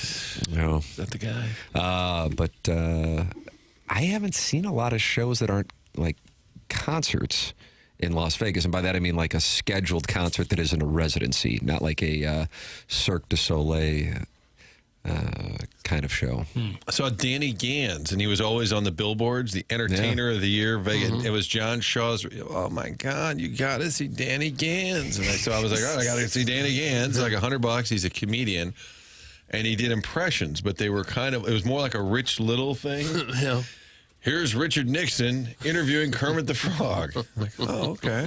But they said he was like multi-millionaire, just doing Vegas every night. Doug, I guess we should do TMA from Las Vegas and just let the fans come to us. I remember Jay Leno used to do Vegas. He'd do the Tonight Show Then and he'd fly on to Las over. Vegas Yeah. and work there. The Cirque shows are worth the trip by themselves. I've seen most of them, and they're amazing. That's from Sharon and Clayton. I saw one once, and it was great. Almost anything's great there. If you're like one of the entertainment capitals of the world, you know that the acts are going to be fantastic. And they are, I think, everyone that I've seen. Jackson, you better play some Rush. It's from the 636. No problem. Resorts World sucks. It's from the 314. Gosh. Martin, would you like to apologize for mentioning Resorts I World? think I did. Oh, Jackson, would you like to? No. I'm not endorsing it by any means. Just that's where she's playing. Guys, just do the Real Housewives of TMA in Las Vegas. That's from Just Don't, Just Press Push. We'll run that at the flagpole, see if they can send us out there for a couple weeks. I don't think that's reasonable. Dan Jansen is on the Callier and Thompson phone lines. Yes, Dan. Tim. Hi, Dan. How are you? Good. Keeping with the theme of the show, Chaminade. Okay. He's trying to weave into that Mount Rushmore. What about a Rockers Mount Rushmore? I got to put Mark Lamping on that. Yeah, it's another story. He's the Friends guy that died, George Wendt. Yeah, he's another Rockers. Yeah, he's Rockers. At Notre Dame initially. But then couldn't get a ride to school. So he got a 0.0 GPA and transferred to Rockers. And learned to drink at Tom's across the street from, across the street from Rockhurst. Learn to drink, Tim. Learn to drink beer. Learn to drink beer, because that was his character on Cheers. Was that a practicum he did? Yeah. Anyway. Okay. Hey, Dotem, congratulations. I called in and told you it was a great facility, and you guys just raved about it the whole time. And, I wish you would have let me caddy, or at least caddy for the eightsome, because you said you kind of didn't know the course. So I know you're kicking yourself for that. And I know big miss. At the Dotem, Jackson's trust fund take a little bit of a haircut. Yeah, he lost $15,000 to me, Dan. Mm-hmm. So I pitched this to you at the holiday party, and I want to make true to it that have you and Jackson as a team come out to the Olympic course and take on me and my partner for a money match. Where is the Olympic Is that course? Glen Echo? San Francisco? Yeah, are we going to the Olympic Club? No, Glen Echo. All right, well. You a good player, North Dan? County, San Francisco, it's all the same. Yeah. You a good player, buddy? And no, I'm terrible, but my partner is very good. And I told Tim, he said, first question he asked is, who's going to be your partner? Yeah, and I said, well, I got two people in mind, and he picked both of them immediately. And the one doesn't want his name used on the air. Probably both of them don't. And is against advice. Oh, sorry. Against advice of my counsel, I wish my name wouldn't be used on the air, but I have no choice at this point. Too late for that. Yeah. Yeah. So, So, I know we can. Tim, you committed at the holiday party, but and Jackson, are you up for this? You like that course, don't you? I love that course, yeah. Okay. It was a non-answer. That was a non. You love the course. I believe he's asking if you were. I'll play with anybody. He's in. Okay. Tim. Who's your partner? And are we playing a net ball? Because if I'm not mistaken, your partners were professionals, and we're going to need some. Doug, we're going to need some poppy seeds. You are, yeah. We can mutually agreed upon time, mutually agreed upon games. It's just a nice round of golf. Well, Jackson lost $15,000 to me last Thursday, and while he does have that trust fund, and some of it was liquidated when you turn 27. Yeah, you don't want to burn through it. Tranched, yeah. So stages. Well, we do have 100% approval on the text line, or I should say agreement, not approval. As far as the call. Is he still there? Yeah, thanks. Yeah, I'm here. Okay. It's fine. All right. I understand what I'm in for. And Tim, I'll reach out to you offline. I just would like, and Buck Swope can follow us and keep score if he wants. Oh, wow. What a wonderful Buck Swope in his green jacket will keep score. He'll be the standard bearer. Okay. Yes. All right, well, that'll give him something to think about. All right. Okay, then. All right. Tim, I like a good text Thanks, line. Dan. Text line audit. And the text just came in from the 314. This could be the dumbest 5 minutes of radio I've ever heard in my life. So then I just scrolled back. Their last text to 101 was on February 19th, and it just said shoveling snow. So they don't have a long history of texting this show. But they did say, which seems to represent the audience, dumbest 5 minutes of radio I've ever Jake heard. and Kirk would ask, can this be talked about off air? Seems reasonable. Fair question. Caller Buzz says, I feel like I'm listening to a live kidnapping. Tim, this guy wants to wear your skin. Oh. Hello, Vivian. A live kidnapping. I think that's very apt. Tim, there is no partner. Dan's going to chloroform you. That's from Johnny Johnson. Oh, man. Doug, it's wonderful when we open up the phone lines. Yeah. with Callier and We are Thompson. 0 for 2.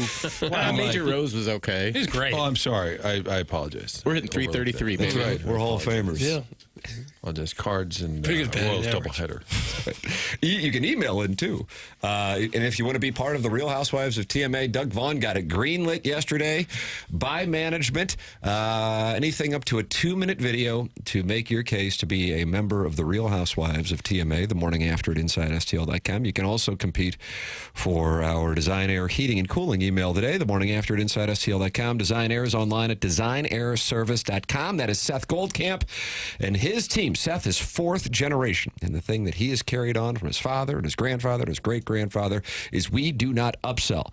When we are called upon to fix somebody's HVAC system, we fix it, and that's that. We don't rope them into some kind of plan to get their business. We earn their business through performing the service properly, quickly, effectively, and that is that. That's Design Air Heating and Cooling. That's designairservice.com, the longest-running sponsor on TMA. Martin's a client. Doug's a client. I'm a client. You become a client as well by going to designairservice.com. That is Design Air Heating and Cooling. Tim McKernan, Doug Vaughn, Martin Kilcoyne with you on the program. It's called TMA, and it's presented to you by Brown & Crouppen on 101 ESPN.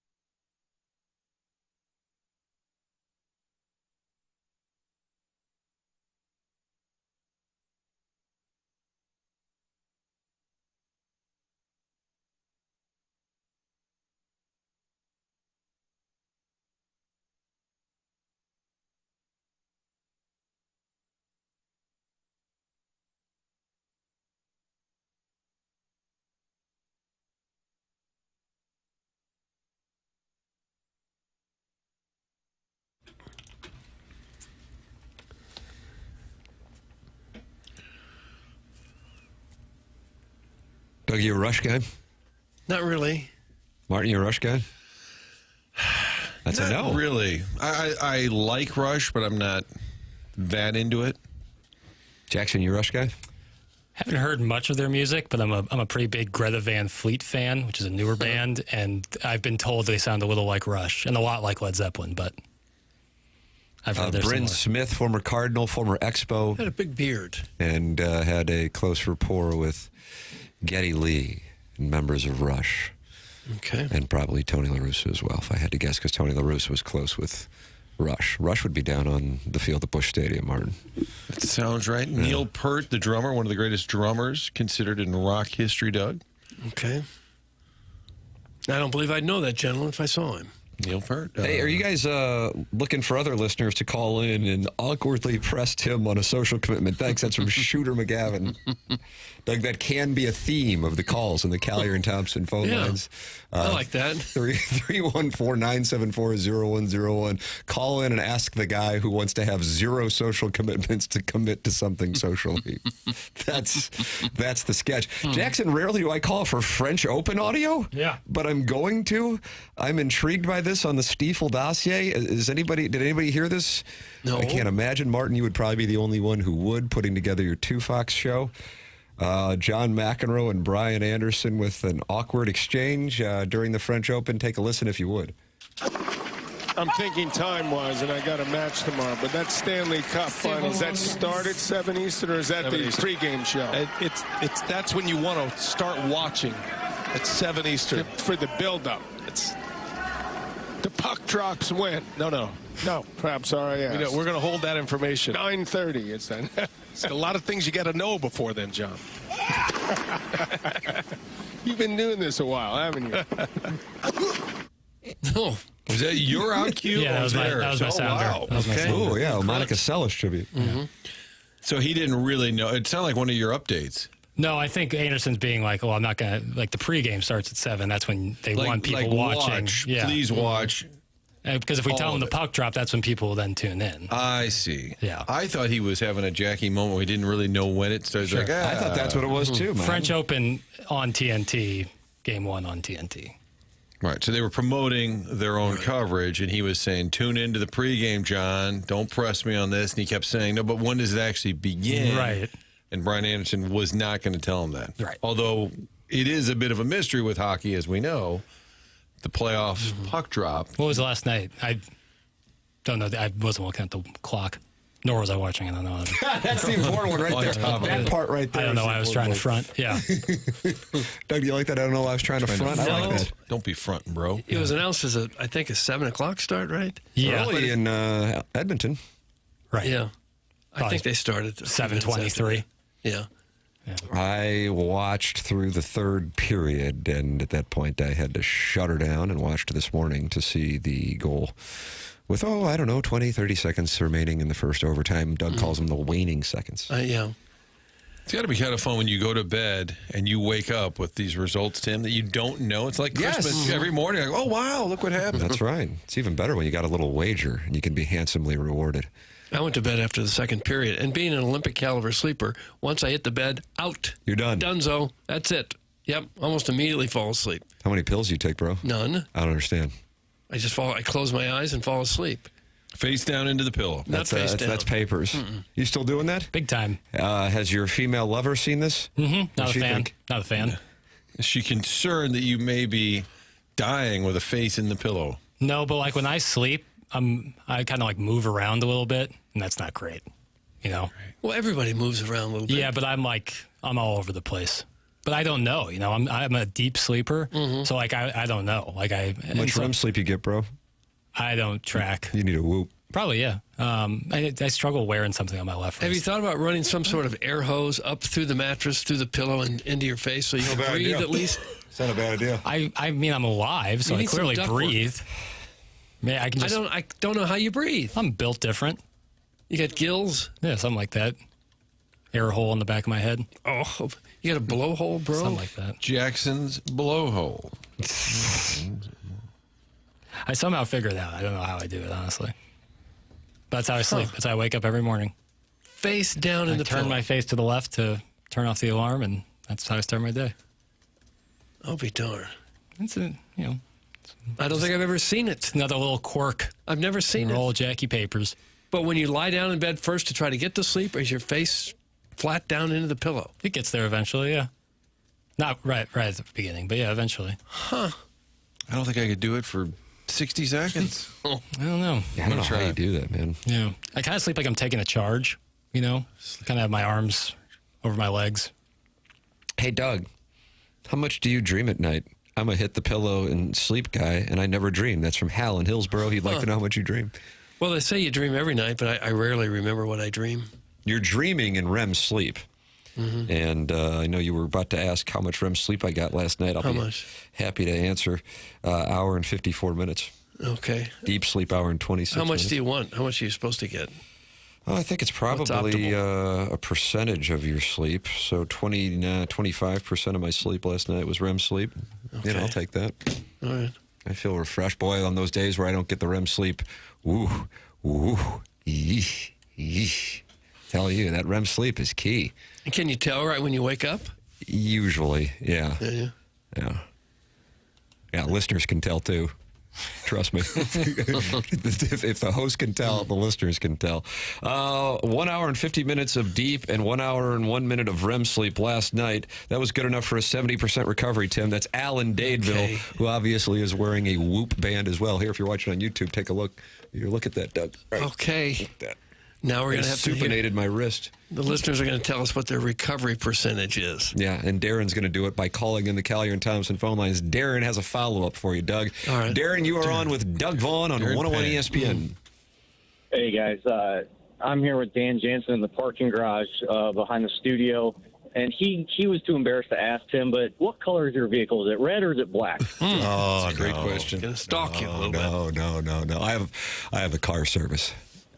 Oh, okay. All right. And then, so when we throw you in the pit, you want some magazines down there to read?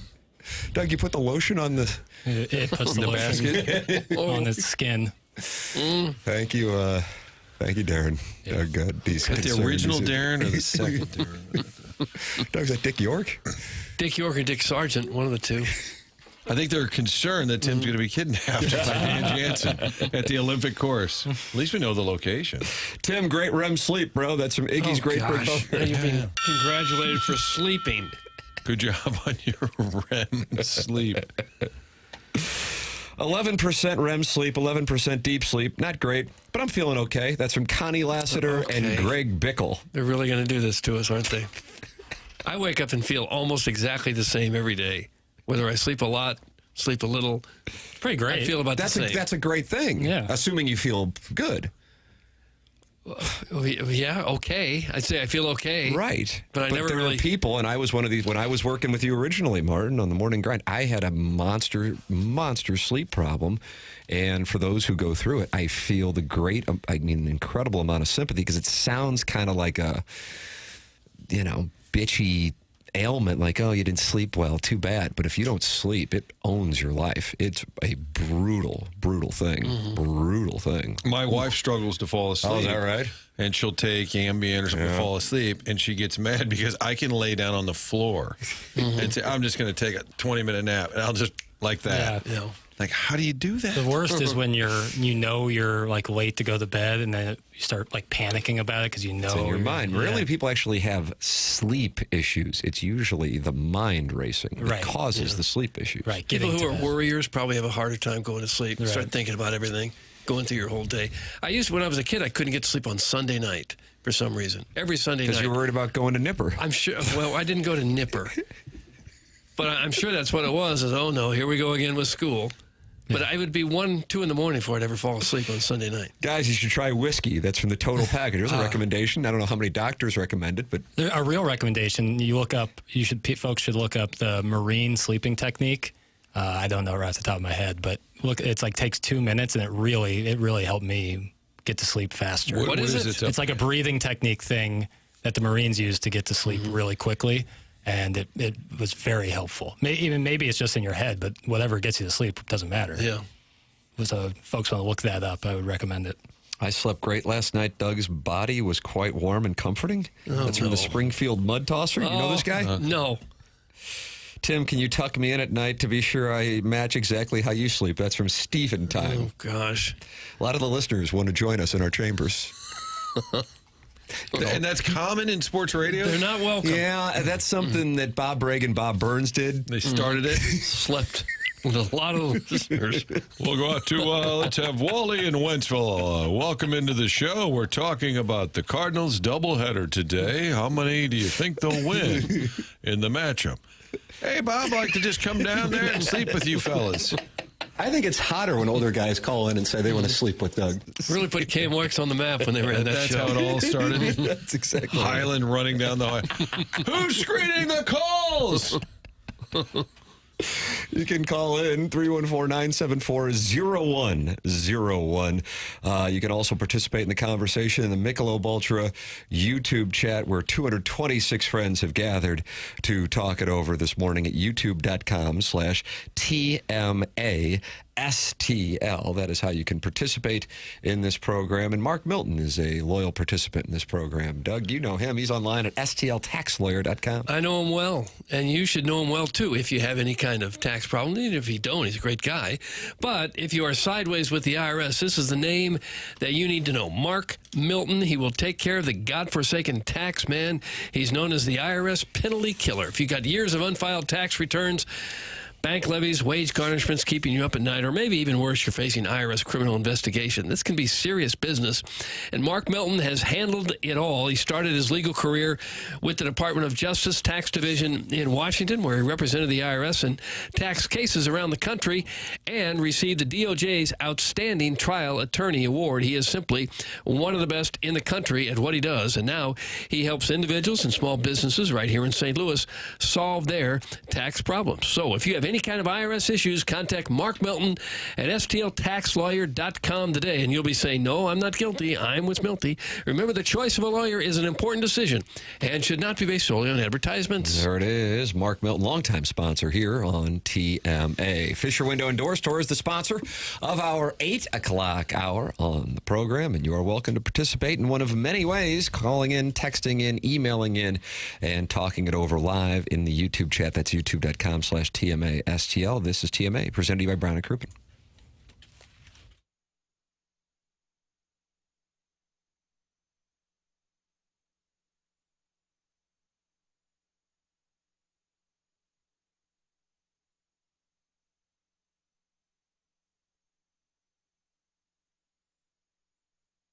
Schnucks is partnering with St. Louis City to help fight hunger. They're going to do that from June 7th to the 14th. That starts this Saturday.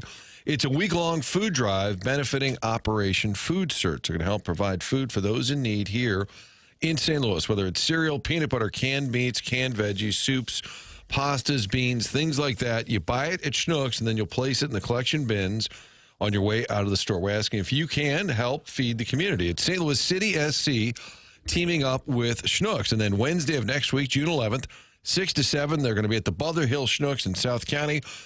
And if you donate, you'll get to meet the players, hang out, take some pictures, sign some autographs. So St. Louis City SC teaming up with Schnucks for this week-long food drive. You'll see those containers at the local Schnucks. If you can, drop some food in there on the way out. The mission here is to help City and Schnucks do it together, kicking hunger in our city. Find out more at stlcitysc.com. Schnucks, proud grocery partner of St. Louis City SC.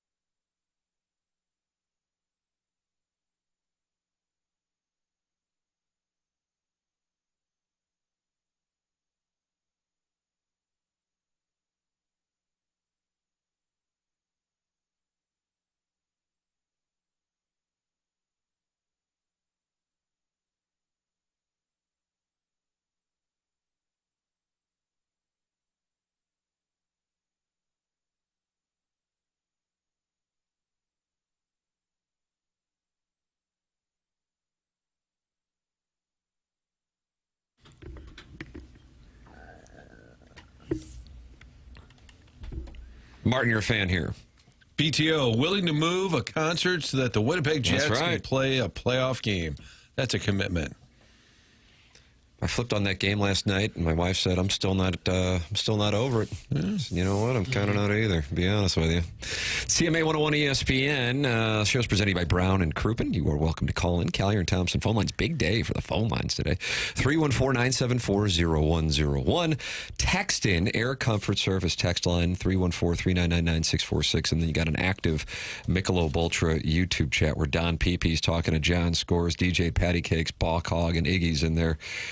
Talking it over, and he says we should do Real House Husbands of TMA. Doug, are you interested in expanding the franchise already? I guess we could. I don't know. There was that stay-at-home dads convention a few months ago. I feel like that was a prime opportunity to get some cast members. Some overachievers there, no doubt. It seemed like they were having a good time. Mr. Mom, Michael Keaton, Schooner Tuner people, Terry Garr, no longer with us.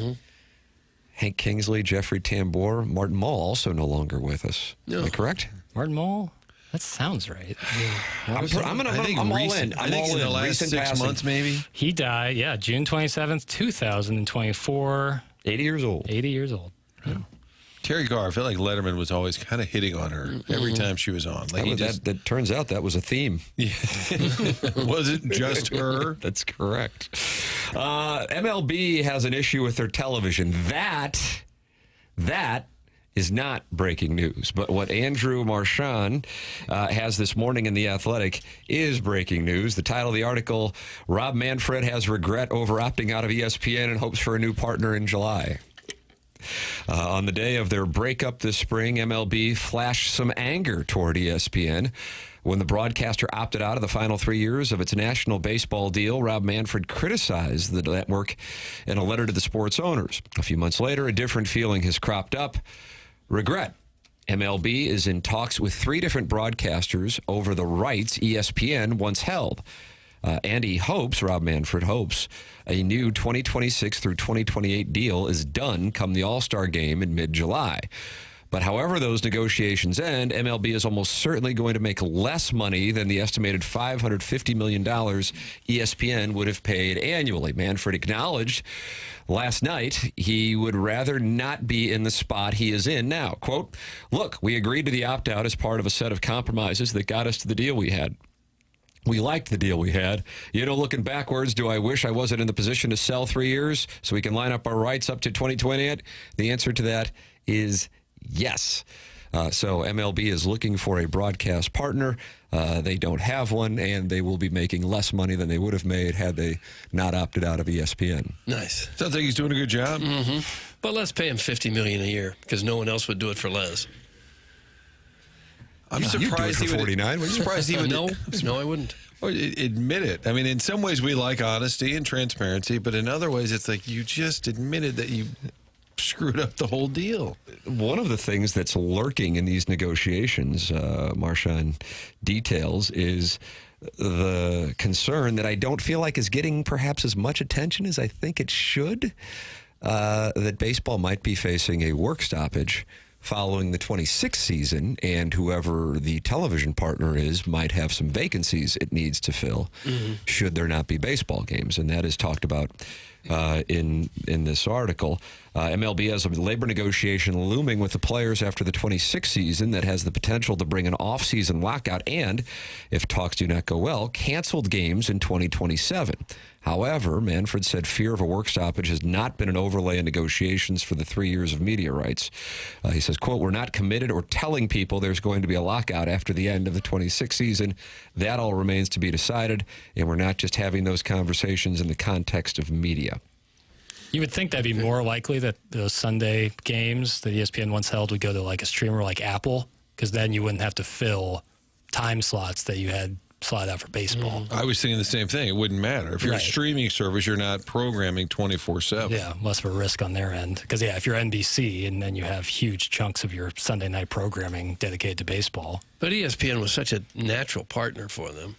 They could talk about games all day long. Everybody gets ESPN. It doesn't require another subscription somewhere. I don't know if it matters as much blown now. I'm sorry, I cut you off. I don't know if it matters as much now in 2025, but I do feel like the NHL suffered from a lack of being highlighted on ESPN, as ESPN was not carrying NHL games, and now it's getting more attention. At the same time, had it been there and had it been something that people wanted to watch, I would imagine they would have highlighted it. These days, with SportsCenter being off the, Doug, do you mind this term, sports cultural zeitgeist? I don't like it. I don't care for it. Jackson, no. I bet you liked that a lot. I loved it. Yeah. Don't say zeitgeist. It may not matter as much, but certainly the NHL is getting more attention on ESPN. Last night, Scott Van Pelt ran into a tough spot with the Stanley Cup game going to overtime, which required the first 15 minutes of his show to be the Women's College World Series Game 1 extended coverage between Texas and Texas Tech. And so SVP and Stanford Steve are really focused on 15 minutes of that, and then they turn their attention to the Cubs and Nationals, Doug, and the Cubs lose a game. Cardinals now 4.5 back. There was your first half hour of SportsCenter last night, and then we did a retrospective on SGA's career leading into tonight's Game 1 of the Thunder and Pacers. Oh, I missed it. I was sleeping, Tim. Did they say we're waiting for the Stanley Cup to end? Did they admit that they were killing time, or you could just kind of figure it out? Martin Jackson calls this show Honesty and Media, and therefore I'm obligated to say I turned on SVP this morning, as I'm one to do, saw that they were breaking down the Texas Tech game, and then just started fast-forwarding through to see if they ever got to the Stanley Cup final, and I noticed that they had nothing but women's softball up until the Cubs and the Nationals, and I thought, boy, SVP was probably up against that one. Why do you hate softball? I enjoyed it. It just wasn't what I was looking for. I was looking for a breakdown of the festivities last night in Alberta. It is kind of fun to watch, the women's college softball. I watched the Texas Tech win over Oklahoma the other night. Producer Roman over at the 2 Fox went to Texas Tech. So he had the game on. I started watching. It was going down to the final at bat. They win it on a walk-off sac fly, and the handshake. So Oklahoma had won. Tim, is it 4 in a row? The Oklahoma women had won. Boomer Sooner. National championship. And then the Tech coach walks by the Oklahoma coach. It was worse than any Bill Belichick handshake. I'm like, is it that bad in women's college softball that they couldn't possibly say, hey, how are you? Good to see you. They were less than a half of a second. Like, yeah. Really? Couldn't possibly. Hey, good for you. Congrats. They clearly had some issues. Yeah, disappointing, Doug. They will not be getting a musial. You ever heard of Bree Ellis, Doug, for Arkansas? I don't think so. In 134 at-bats this year, she hit .440 with 26 home runs, 72 RBIs, and got walked 69 times. Whoa. They started to pitch around her. Literally, half the time she went up to plate, she hit, and most of that was a home run or a RBI. But what's her launch angle? I'm glad to see him hitting more, because for years it seemed like every other game was a no-hitter by the pitcher. They'd strike out 19. Somehow the hitters have kind of figured it out, it seems. Did you ever face Eddie Feiner? The king in his court? He'd come to town and he'd strike everybody out? He was like 70 years old? Yeah. Struck out major leaguers at one point. Yeah, and only had like 3 or 4 players behind him. His son was a shortstop, an outfielder, and a catcher. Yes, he didn't need an outfield. On the MLB television situation, Marchand reports MLB was the party that pushed for the inclusion of the opt-out that ESPN exercised in the first place. John Sciambi, Doug, you call him Boog, right? I do, yeah. He said publicly after the breakup, MLB declined to comment. So Major League Baseball was the one who wanted to include the opt-out clause, and then ESPN exercised it. MLB could wind up with multiple partners divvying up the ESPN rights into different packages. NBC, which has Sunday night NFL and NBA programming, has a natural interest in growing its Sunday night offerings year-round. So NBC could wind up being the partner, but no matter what, Marchand says they're not going to get as much money as they had with the ESPN deal. There was a tweet last night. I only saw it because Seth Davis quote tweeted it, but it was just a baseball fan in Arkansas said trying to watch the Braves and Reds or whatever it was, and he said it's blacked out in Arkansas. And then Seth Davis said, I live in L.A. and I can only watch the Dodgers by going to the game. And I don't know exactly what the issue is there, but it does seem like real problems. TV baseball has been a issue for how long now? And they've talked about it. Bill DeWitt's been on the show saying they were making it a big priority as a league. But now you do this where access to the game, where is it? You just start tuning it out. too hard to find, blacked out, can't find it. All of a sudden, people just start to get used to not watching. They've just got such major issues, especially with the competitive balance, that they've got to do something drastic here in the next year or two. They just have to. You're pro work stoppage. Yeah, I wouldn't mind. If that's what it takes, that's what they need to do then. I am right there with you. You know, it's just ridiculous. Just like, again, with the Royals calling up the guy the other night and worried about whether they're going to have to have his rights again for another year or if he's a free agent. Maybe the best player that they've got, the best prospect, should have been up at the start of the league, but because of the rules, no, we're going to keep. That's just so stupid. Right. Baseball, I feel like, is the one sport where they play the contract instead of the best players. Not to mention they wait the longest to actually pay the guys when they're young. Like you have to wait 6 years until you're a free agent. There's so many teams with no chance at all of winning it. That's not good for the game. It can't be good for the game. Name 10. Well, okay. White Sox, Athletics, Marlins, Pirates, Rockies. Orioles are looking like one of those. Reds. Could be the Reds, yeah. So next year, I'm going to go out on a limb, Tim. I'm going to say next year that the A's, White Sox, Pirates, and Rockies probably won't be good. Wow. I was going to. It's June 5th today. I was going to go out on a limb and say those teams probably won't be any good next year. You must have some deep knowledge of those farm systems. The Rockies, friends of this program, Doug, went into Miami and swept the Marlins. A few days ago, I was wondering if they'd get to 20 wins. Well, now they're only 8 shy as they swept the Marlins. What a moment for Miami. They're on a heater. Yep. Rockies, they're 12 and 50. You think it's a happy flight? Probably so. Probably champagne flowing. And how about their TV broadcast every night? Hey, welcome in to Rockies baseball. We got another ball game tonight, and we'll see what happens. Really getting a good look at some of these young kids. Yeah. The future's bright. Hang with us, folks. Colorado sweeping the Miami Marlins after going into the series with all of 9 wins. Guys, I'm so tired of the baseball diehards who cannot admit that the casual sport fan hates their product. It's becoming like La Liga, where only 2 teams from the biggest cities can win. That's from Sniffin' Holes. Well, that's mostly true, but we do see now a team like the Tigers have found a way to have the best record in baseball. Might be kind of fluky. No one saw it coming, but there they are. But for the most part, second Bundesliga. For the most part, he's correct. It's the big market teams that have a shot. Yeah, and that might be why Manfred, when asked about the potential work stoppage causing issues for the television negotiations, he wants to downplay it. I mean, listen, it's not like I know, but my read is this is going to be a world war of sorts between the Players Association and the owners after the 2026 season, and yet I don't feel like we're hearing too much about it. Maybe it's because it's not going to happen and I'm off the mark, but I think this is going to be a significant moment on the timeline of this game. Yeah, I do too. Maybe we don't hear much about it because of apathy. People stop caring, a lot of people. Yeah, but we did read yesterday the MLB ratings on Fox and ESPN are up. Yeah. You know, there are people watching. Well, you know, those numbers, I would say that's kind of like some spin because they're up year over year, you know? Right. So if they were low, then they're up. Now, in one of the, I don't know if we'll call it ESPN or Fox, they were the highest numbers they've had since 17. And I thought that was important to the conversation because now you're not just using a bad year and then saying, right. You're up. You know, kind of like, well, the Cardinals last year, we're a winning team, and you saw the improvement from 2023. It's like, oh, that's what our bar is going to be.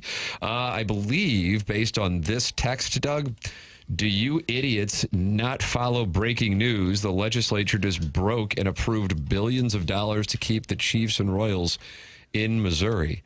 And I have not seen that anywhere else this morning. Have you guys seen this? Was this something that was covered on the 2 Fox? No.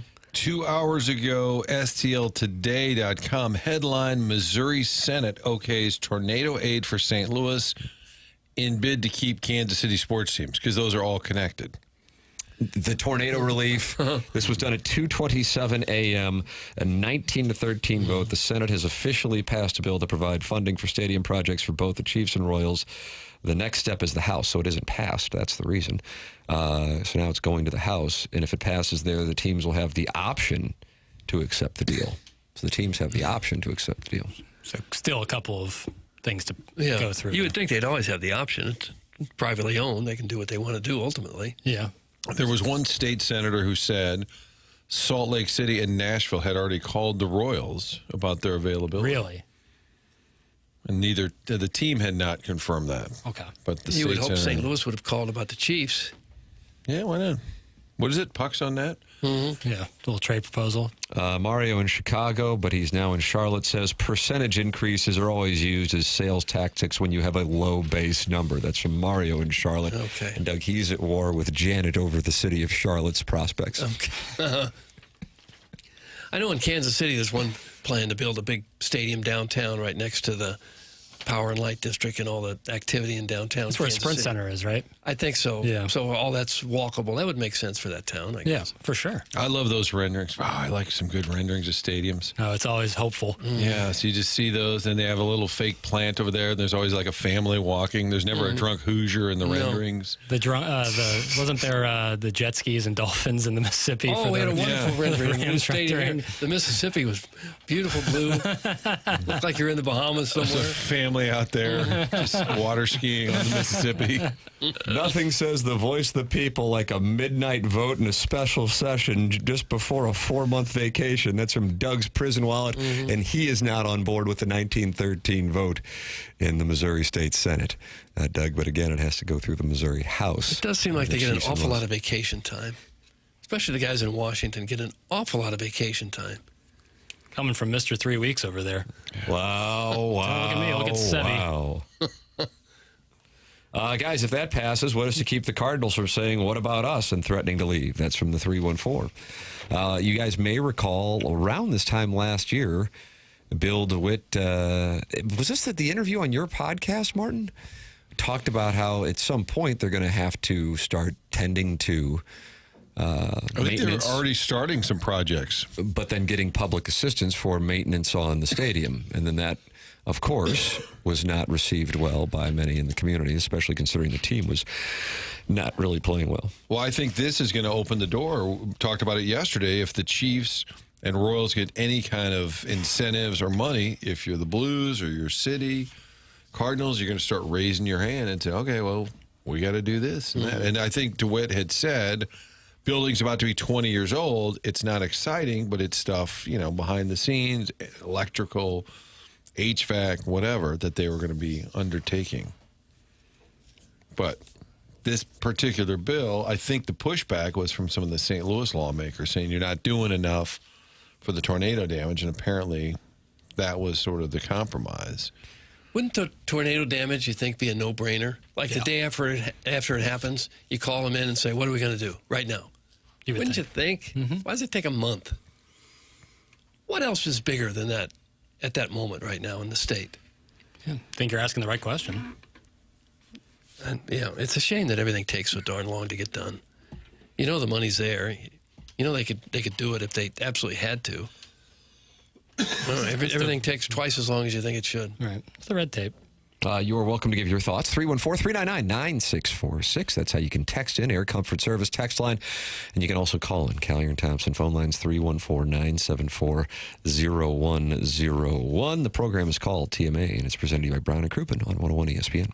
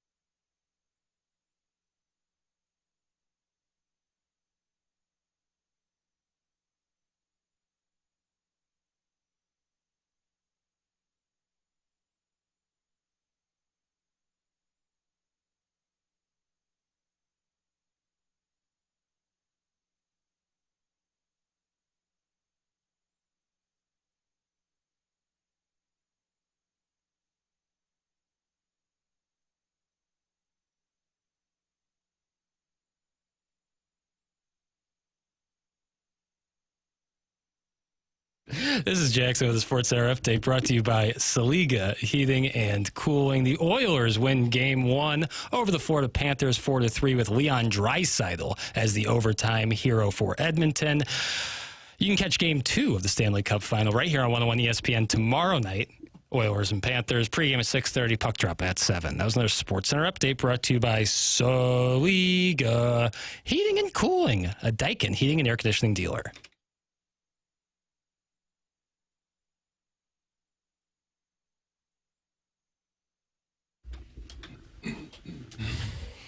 Aw, Doug. What a way to start the Mark Hanna Evergreen Wealth Strategies 9 o'clock hour. Gordon Settle Lightfoot. in. All right.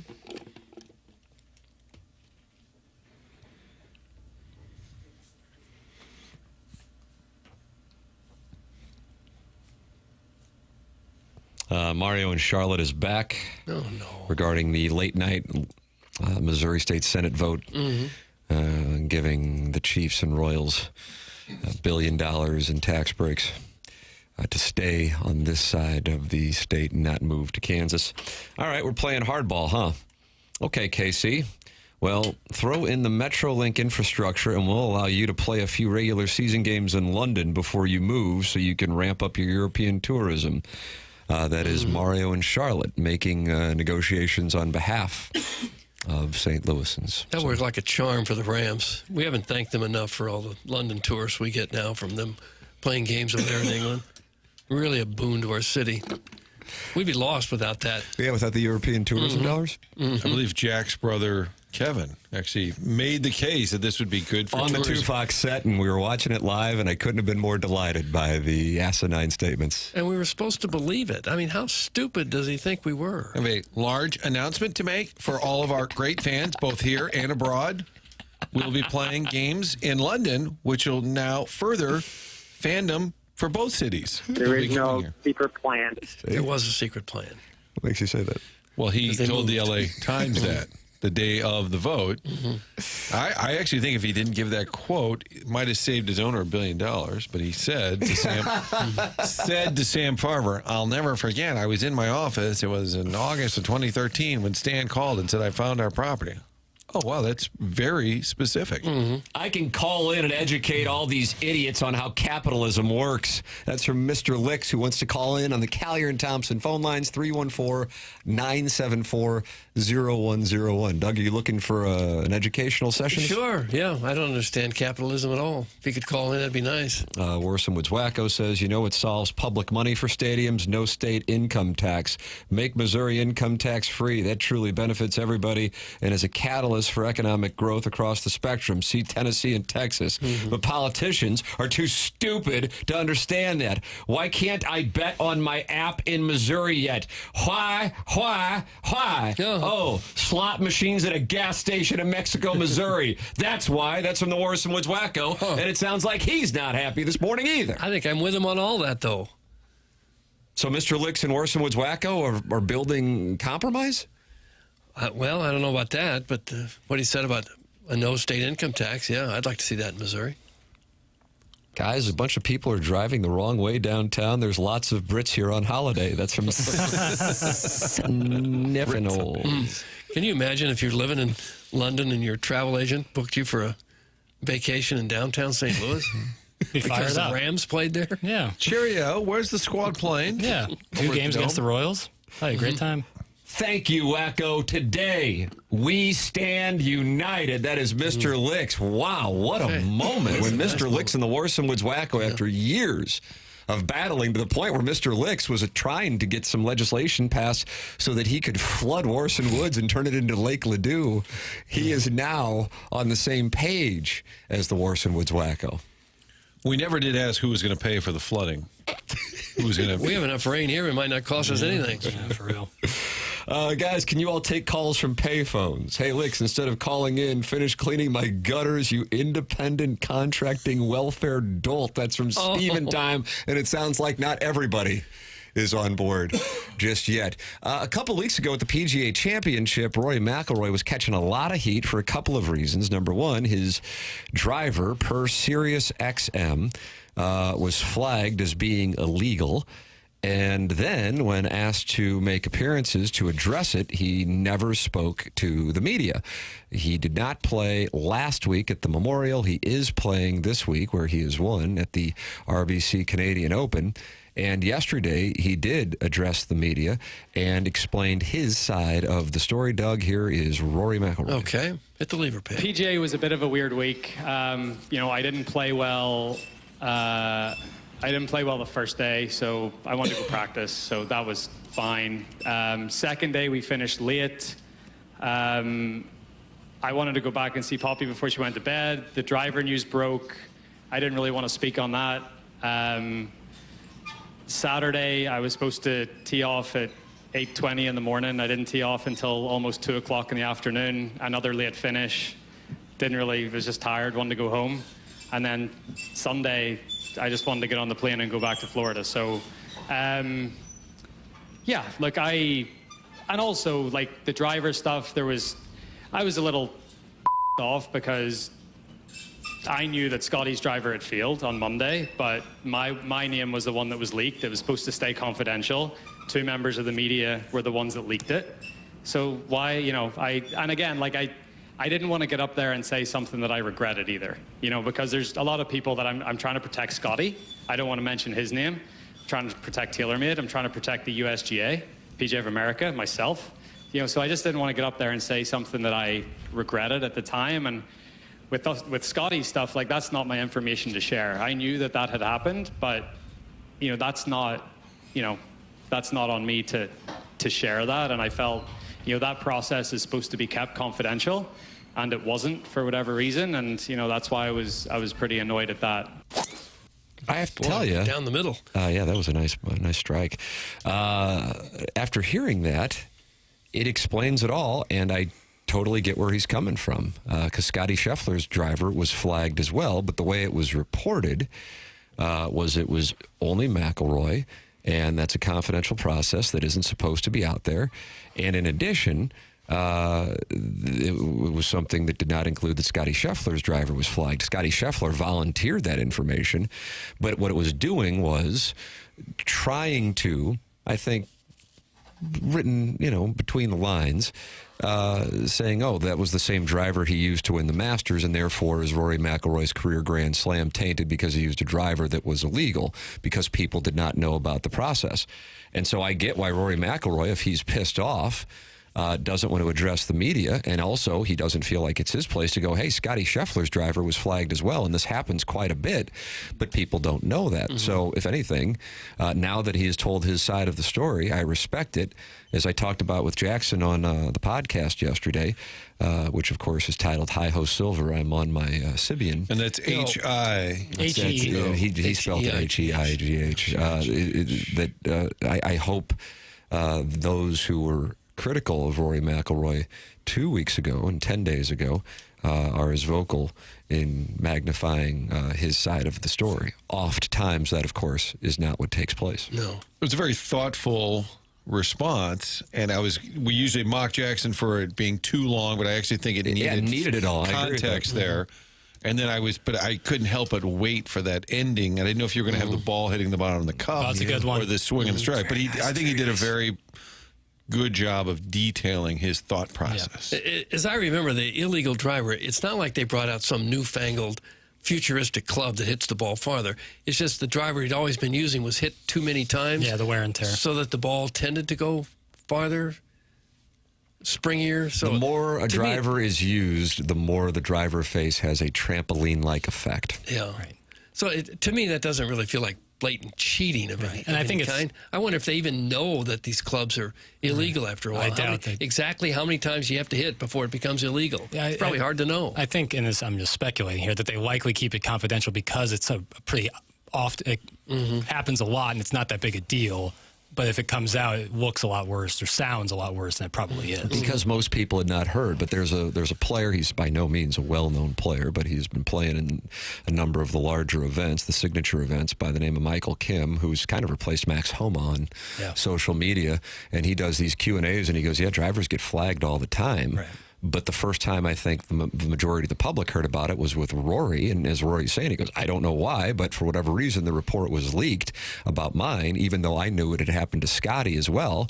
And he's about to win the PGA Championship, and I'm not going to sit there and out that. That's not my place to do it. So I just kept my mouth shut. Mr. Licks does not agree, though. He says Rory is so effing Charmin soft. That's from Mr. Licks. I'll be darned. Well, would it not be possible just to hand him a new driver when a tournament begins that's just like the one that they normally use, a newer copy of what they're using, so that you know that nobody's driver is illegal? Some guys like the one that, you know. Yeah, if you have clubs that work for you, you don't want to mess Well, no, with but them. it could be the same same but model. it's grip's brand new. It might feel different in their hands. I listened to some TaylorMade technician talk about Rory. He said if he wraps his shafts with another layer of tape, literally paper thin, Rory will instantly know. Yeah, that was something in the Armin Katayan book on Tiger Woods, that he could feel the weight of a putter, even if it was a gram off. I can't imagine that, but that was mentioned about Tiger. Trying to protect Scotty by using him as an example and defending yourself, this guy is losing it. That is from Steven Time. But Scotty already said that this happened. Rory didn't break that news right there. Yeah. That's a bad take. I do think for the most part, though, the stars of any game could take 5 minutes to explain themselves. We're not asking an hour and a half or an hour, even 30 minutes, 5 or 10 minutes, even if he got on and said, I can't really discuss the clubs because that's confidential. Next question. I think they have to try to smooth it over a little bit more, because when you just walk away from everybody, it looks like you're up to something. You know, you don't do yourself any real favors, I don't think. I'm always surprised in motorsports when they flag them after the race. Like, what did they think was going to... They know there's going to be an inspection. Like, yeah, we added an extra carburetor, hoping you don't notice. They always catch them, and I guess they're just hoping that the inspector that day didn't have a good whoop night, and he didn't have a good sleep, and he's just not going to notice. They're just hoping they can sneak one past the inspector. Let's see. I know it's biased AF, but I really appreciate Rory and his thoughtfulness in answers. That's from Shrimply Pibbles. Doug, he is normally known for sending in pictures of his wife, but today he appreciated Jackson's soundbite. Okay. My favorite golfer. Rory is. Probably ever. Tiger. But Rory, yeah. Is that right? Mm-hmm. He has a perfect swing. I like the way he carries himself. Yeah. I really like Rory. I'd have to go with John Daly. I think a lot of people would. The pride of Jefferson City Highs? Yep. Gary Player. Is that right? He'll scold you. You think Doug weight shames people. Yeah, Gary Player will really come after you. Very into that fitness, but I did a story in Lake Geneva when I worked in Madison, and I was the only one who showed up to put out a press release that we're opening a new course. And it was the middle of the summer. There's a little light in the sports world. So I told my boss, I'll go down to that. I'm the only one who showed up, and he could not have been nice. I said, would you like me to wear a microphone? He puts a little mic, and we walked like a couple holes, and there were people following him, and he would do these putts where he was blindfolded. And he's still knocking down putts, and he just could not have been more pleasant and fun to be around. And I've always said, that's my guy. Yeah. But he did say, ease up on the donuts. Apparently Sam Snead wasn't that popular because he came into the studio and got punched by somebody. Mike Chops Ritter, I believe, exchanged blows with Sam Snead. Is that true? In what sounds like Mad Libs, Martin, but some listeners insist that Sam Snead demanded that somebody hit him in the gut. And the people have said it's former KFNS producer Mike Chops Ritter. And I need who created begging for calls. Accidentally created that. Of course, Jackson loves Rory. That's from Smoky Taint. Yeah, I don't know why. Of course, I just have always liked Rory. When I was really getting into golf, 2013-14, Rory was one of the best player in the world. Everyone thought he'd be the next Tiger. Quit simping for Rory. He's not going to sleep with you. That's from Ernie Bjorkman. I'm not dignifying that with a response. Would you punch Sam Snead? Right. At what, like the ripe age of 88? He's not even still alive, is he? He's got to be going. Well, yeah, but how old? He was probably in his 80s when he came by the studio. I'd punch him. Makes it a little if he safer to asked. punch him. Yeah. But you never know how hard to punch when someone says punch me and they're elderly. If y'all could have a few scotch with any player, who would it be? I've got my answer. Doug, who would you go with? John Daly. That's not a bad answer. Martin, who are you going to have a scotch with? A few of them, for that matter. So I'm assuming they'd be fun, right? That's the whole, like Tiger is the biggest name, but I don't know. He'd be annoyed that he had to spend time with me because, what is this, like an auction item or something? Koepka might be fun, like interesting, but also might be kind of... He's got a little...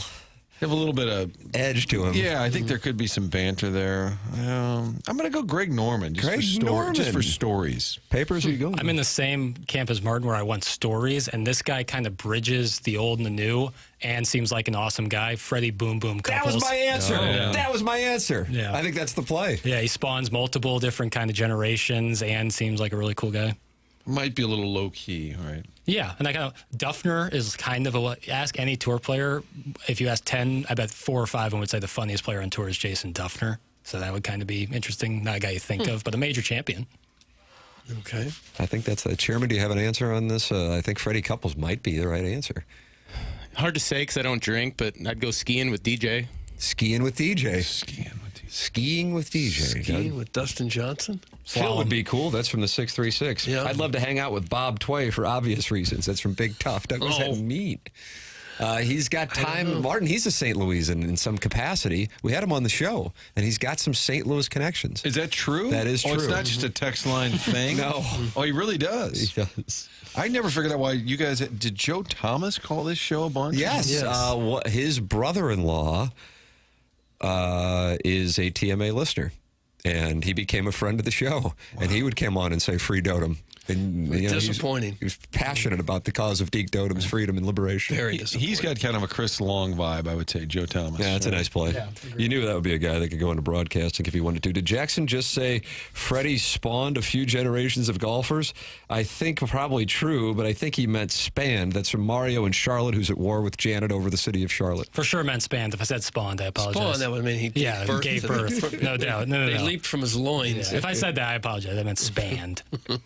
You can email in the morning after at InsideSTL.com. Design Air, sponsor of that email of the day. It's Design Air Heating and Cooling. Online at DesignAirService.com. The program is called The Morning After, and it airs here on 101 ESPN and the TMA STL YouTube channel. Coming up, we got Radio Wars. Radio Wars. Now, of course, this show is at war with the Fast Lane. Very awkward yesterday as Jackson and I were sitting there with Anthony Stalter on the spread zone and the Riz Show, and very awkward as we were sitting there with Scott Rizzuto of the Riz Show. But that's the professionalism that this show is known for, that we were able to rise above the Radio Wars. These Radio Wars feature perhaps the most highly compensated person in this industry, and someone who at one point was on a trajectory to reach big time dollars, but is kind of, I don't know what the right word would be, gotten public with her disagreements with shows. We'll have that for you coming up next. Doug, you love good Radio Wars. Sure. You're going to get it next here on TMA.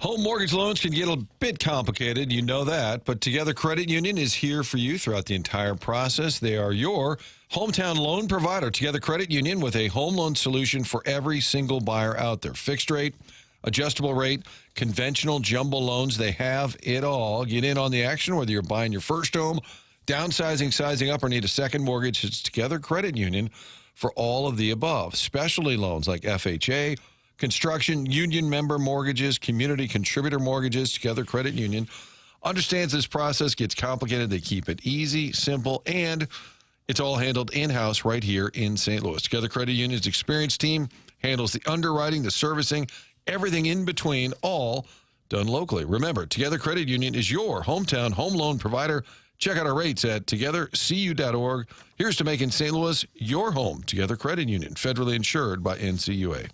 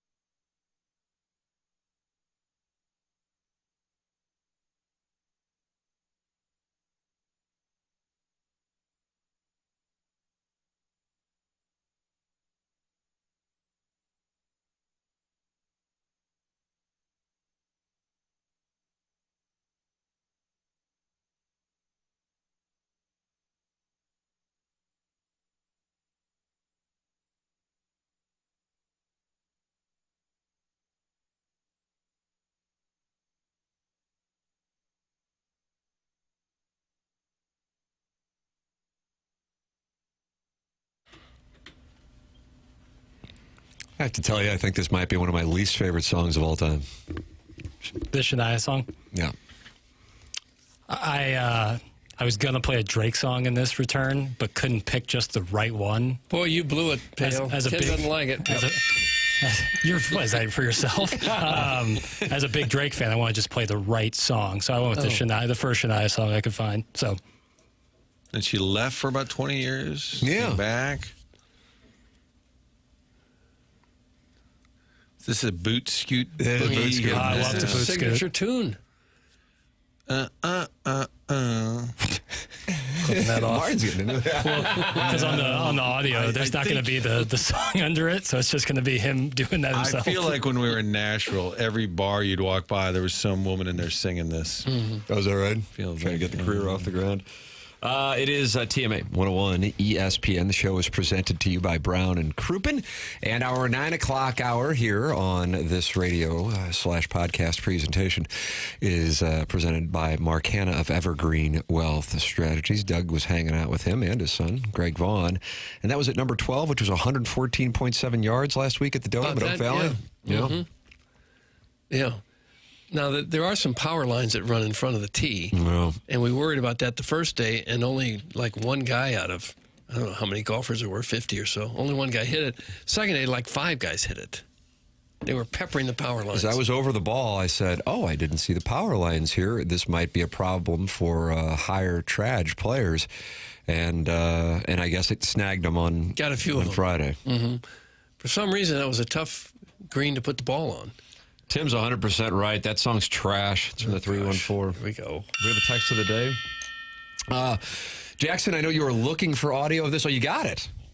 Martin, I deep teased Radio Wars. Now, as I mentioned, this show is in, heated Radio Wars with the Fast Lane and with the Riz Show. It is not easy when we see them in the hallways. You're going to get punched by somebody. I just walk by that Riz show. I just give the middle finger to their window. I think that's the right thing to do.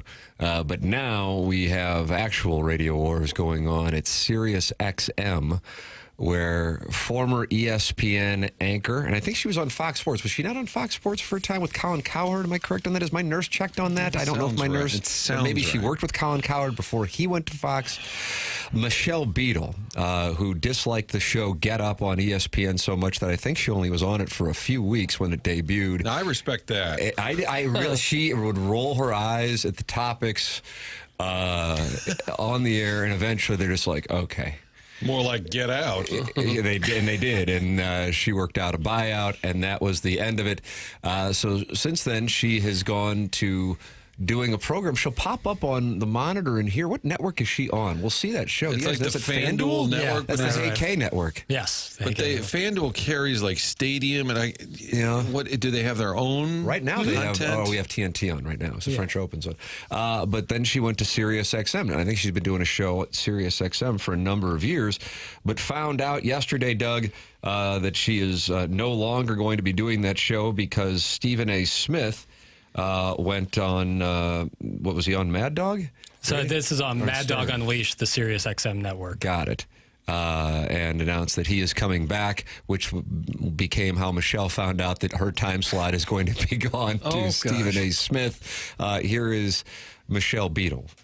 Michelle. Man, all I ask is to be treated with respect. Well, how many times do I say I give what I get what I give? And so here we are. We're going to do our shows because we're contractually obligated to be here.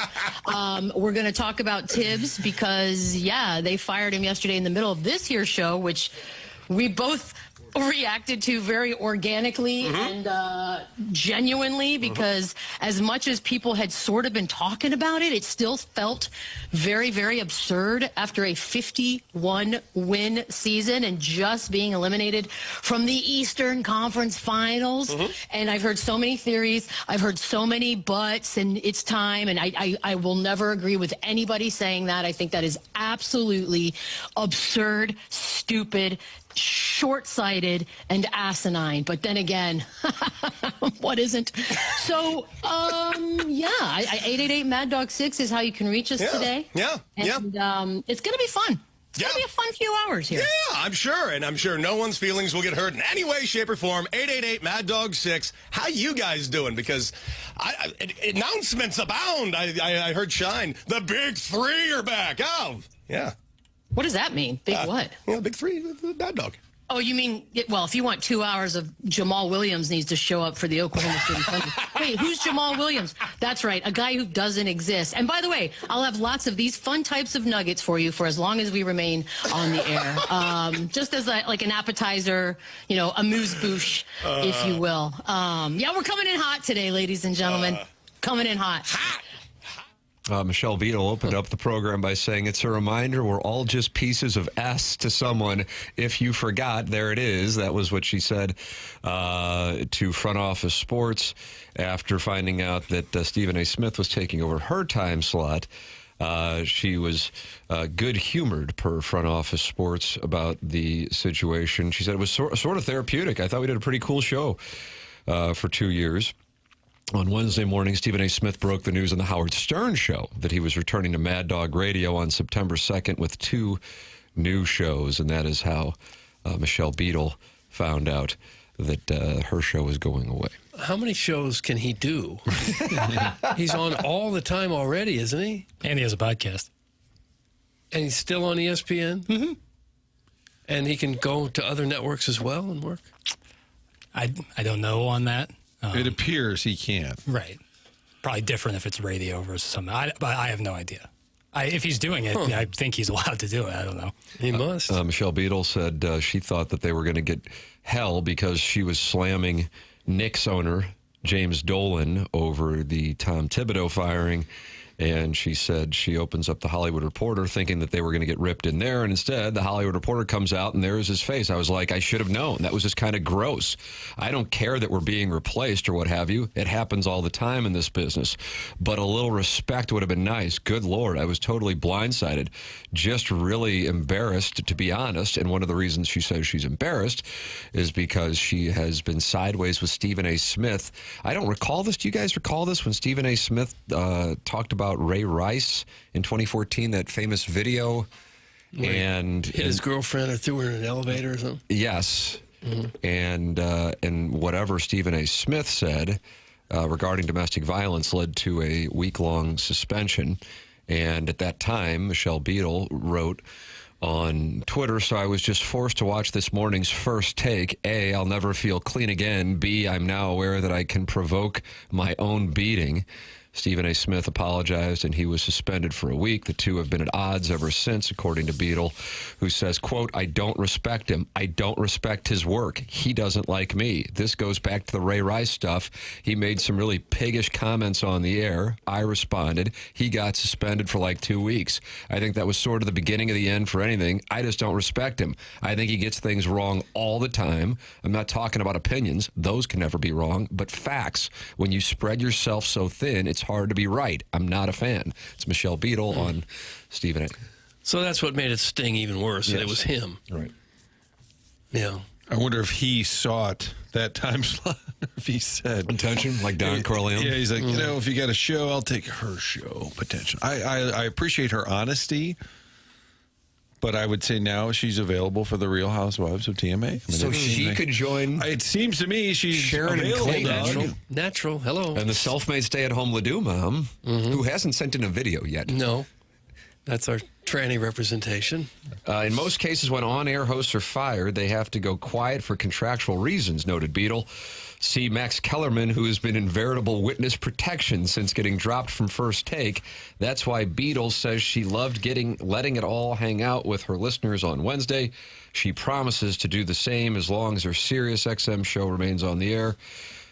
So she is under contract for another couple months, so maybe that's what she will do. Usually that is not the way that it works in the industry. Usually if you're replaced, even if you have more time on your contract, you've done your last show already because they're afraid of what you might say. Sure. They hand you a box. Yeah. So it's really quite unusual that she's still going to be on for 2 months to continue to rip the management there. In Stephen A's defense, if there wasn't a demand or if her show were extremely popular, they wouldn't be letting her go. That is the way that the business works. I appreciate her. I'm not the biggest Michelle Beadle fan, but I appreciate her. Have you interacted with Michelle Beadle? I have not. No interaction at all.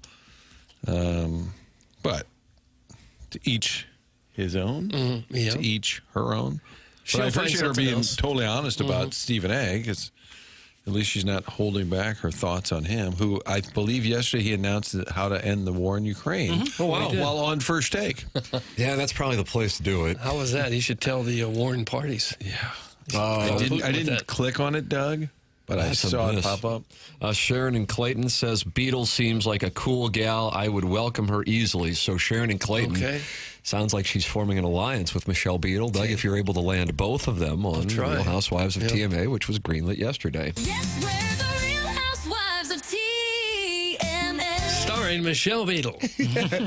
That would be great for the Q rating. Oh, it would? You need like one major star. Whoa. What about Yeah, Jackson. I think she's a star to us. But we're Okay. looking for a national Q rating. Okay, you know? national star. Iggy is in the Michelob Ultra YouTube chat, and he says, I've interviewed Beetle.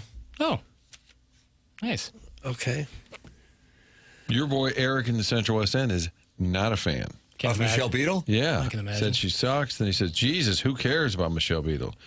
She should go cry with Dan Lebitard and Bill Simmons. What's going on? What's going on with all of former this? Espen people, I Jackson, guess. you're a Bill Simmons guy. What's going on with Bill Simmons, Dan Lebitard? They're crying? I think he's saying people that left ESPN and then swiped back or took shots at ESPN. Yeah, but they've all gone on and made way more money doing their own thing. That's kind of the way you do things in this business now. All But due they're respect. crying, according to Eric in the Central West End. All right, fair enough. Tell Sharon to nope. No, stop it. He told her Stop no. it, wacko. Yeah, so sometimes I'll be in the midst of a read and then I go, nah, probably best not to read it. You can send your text in 314-399-9646. That's the Air Comfort Service text line. And you also can call into the program, as many have chosen to do today. Callier and Thompson phone lines, 314-974-0101.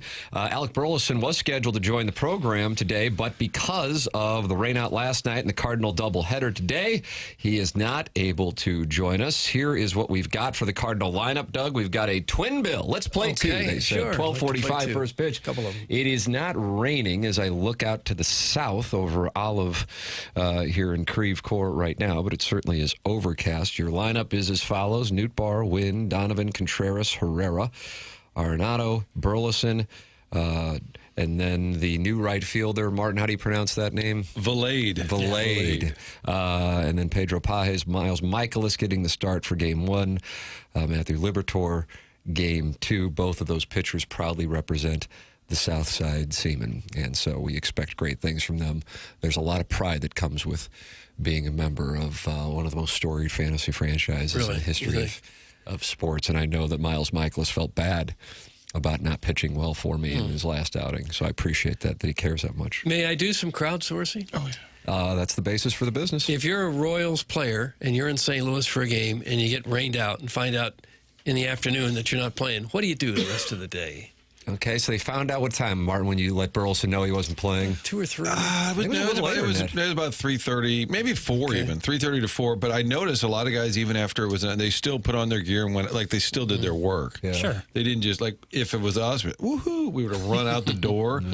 They all, I was talking to Halsey, and then as soon as the game was, he got dressed and went out to do a workout or into the It's almost like weight that's how room. they got there in the first place. Like by being committed, Yeah. hardworking. But I'd say by 5 o'clock, everybody had scattered, Royals included. I don't know, probably just a nice dinner. You got to get up early. Catch a movie, maybe. Yeah. Hang out. Where would you go to catch the movie, though? You think they call an Uber? Yeah. These guys get an Uber? Uber the Foundry, the All draft right. house there. You think they were all at the draft house watching? Yeah, well, I don't know. These are millionaires, nothing to do on a weekday night. Thought they were playing I think ball. just fancy meal. Got to get go up to bed. early tomorrow. They're probably not going to go out and have a bunch of libations. Hang out. I don't know. It'd be a sweet life to have, though, wouldn't it? Guys, I saw some Royals at Dave and Buster's. That's from the Jerkwood from Kirkwood. Oh, did you? Arbor Day says they went to the Magic House? I don't think so. It's closed. Is it? Well, at that time of night, at nighttime it is. Not a lot there Yeah, but if Bobby Wood Jr. wants to go do that thing with his hair. I do like where that. you touch the electricity. Problem with me is it doesn't come. Once it goes up, it's really tough to get it back. Oh, no. A lot of work. I got to go to the bathroom real quick. Can we get a snapshot of that? Can we get another show called The Real Text Walruses of TMA? Hosted at Cracker Barrel, highlight a bunch of doughy Hoosiers yelling about Marmol and their Kias with QT trash in their seats. That's from the Crestwood Coyote. Doug, this is now a third show. That would be easier to do, I'm sure. We'd have plenty of contestants ready to go for that. You could do kind of like a David Attenborough kind of Animal Planet kind of thing with the Midwestern South County Hoosier. Ask people just, how much are you eating? Good thing Palante isn't on your team, Tim. You clearly know ball. That's from Palante is a nerd. Wow, this is a Palante troll account. Yeah, what did he ever do to this guy? They're pretty solid. I didn't have a great start the other night, but Certainly. I didn't know that he had Michael's vitriol. Seemed just like a likable sort. No, I don't know. Yeah, sure. Of all the people to target. Andre Palante taking heat. So there it is. Game 1 will get underway here in about 3 hours. Burleson's going to join the program today. You can join the program by emailing in the morning after at InsideSTL.com for our Design, Air, Heating, and Cooling email today, which will come your way in approximately an hour. Doug, do you know anything about Design, Air, Heating, and Cooling? Well, sure I do. When it comes to heating and cooling, you got to trust the name that's been around longer than all of us. Design, Air, Heating, and Cooling, proudly serving the area now since 1904. That was a big year for St. Louis, 04. The Olympics and the World's Fair, and Design Air comes into business. Over a century of keeping homes comfortable and customers happy. They're not just another HVAC company. They are the longest-running sponsor on TMA, and that loyalty says a lot to us, and it should to you. At the helm, Seth Goldcamp, a name you can trust, leading a team that truly values integrity. At Design Air, they believe in honest work. You will never be sold something you don't need, whether you're dealing with the St. Louis heat or the summer cold. They've got your back with dependable service and no-pressure solutions. Visit DesignAirService.com and schedule your service today. Design Air comfort you can count on since 1904, and now the home of the handsome repairman. Email in for that Design, Air, Heating, and Cooling email today, the morning after at InsideSTL.com. Email of the day, AI has a win, goodorbad.com, Street Team has a win, and Beef Mayo has a win. That's also the email address to email in your video clip for getting selected to be a part of the Real Housewives of TMA, which Doug Vaughn had greenlit yesterday by Tommy Mattern of Hubbard Radio Management, and this thing is about to become a hit. You have had your Aaron Spelling moment. I don't know. And you are about to produce a worldwide hit. Sharon and Clayton will not be able to leave her chateau in Clayton without being chased by paparazzi. And now with Michelle Beadle's possible involvement. Wow. Yeah. She seems like a lock. Michelle Beadle seems like a lock from what we've discussed. I don't think we'll have any trouble landing her. Don't they know we are hosting the UFL Conference Championship this weekend? I want to see 40,000 packing a dome with me. That's from Don Peepee. Martin, it's coming up on the 2 Fox. 5 o'clock kickoff, or at least coverage. Please tune in right at 5, and then the kickoff will be shortly thereafter. Yeah, we've got the XFL Conference Championship. Doug, they're in a division, but it's called a conference. Okay. There's 4 teams, but the top 2 will now play for the right to move on to the UFL Championship, which is the following Saturday. If you look for the Battlehawks to win the whole thing, would they be the favorite? I'm a little worried about their offense, Doug. Oh, are you? Yeah, they don't have a ton of offense. 7 players on the all-UFL team. Blankenship's still the best kicker in the league? Yeah, he made 21 of 22. You would think he'd get another NFL shot, wouldn't you, kicking like that? He is pretty good. The only miss he had was over 50 yards.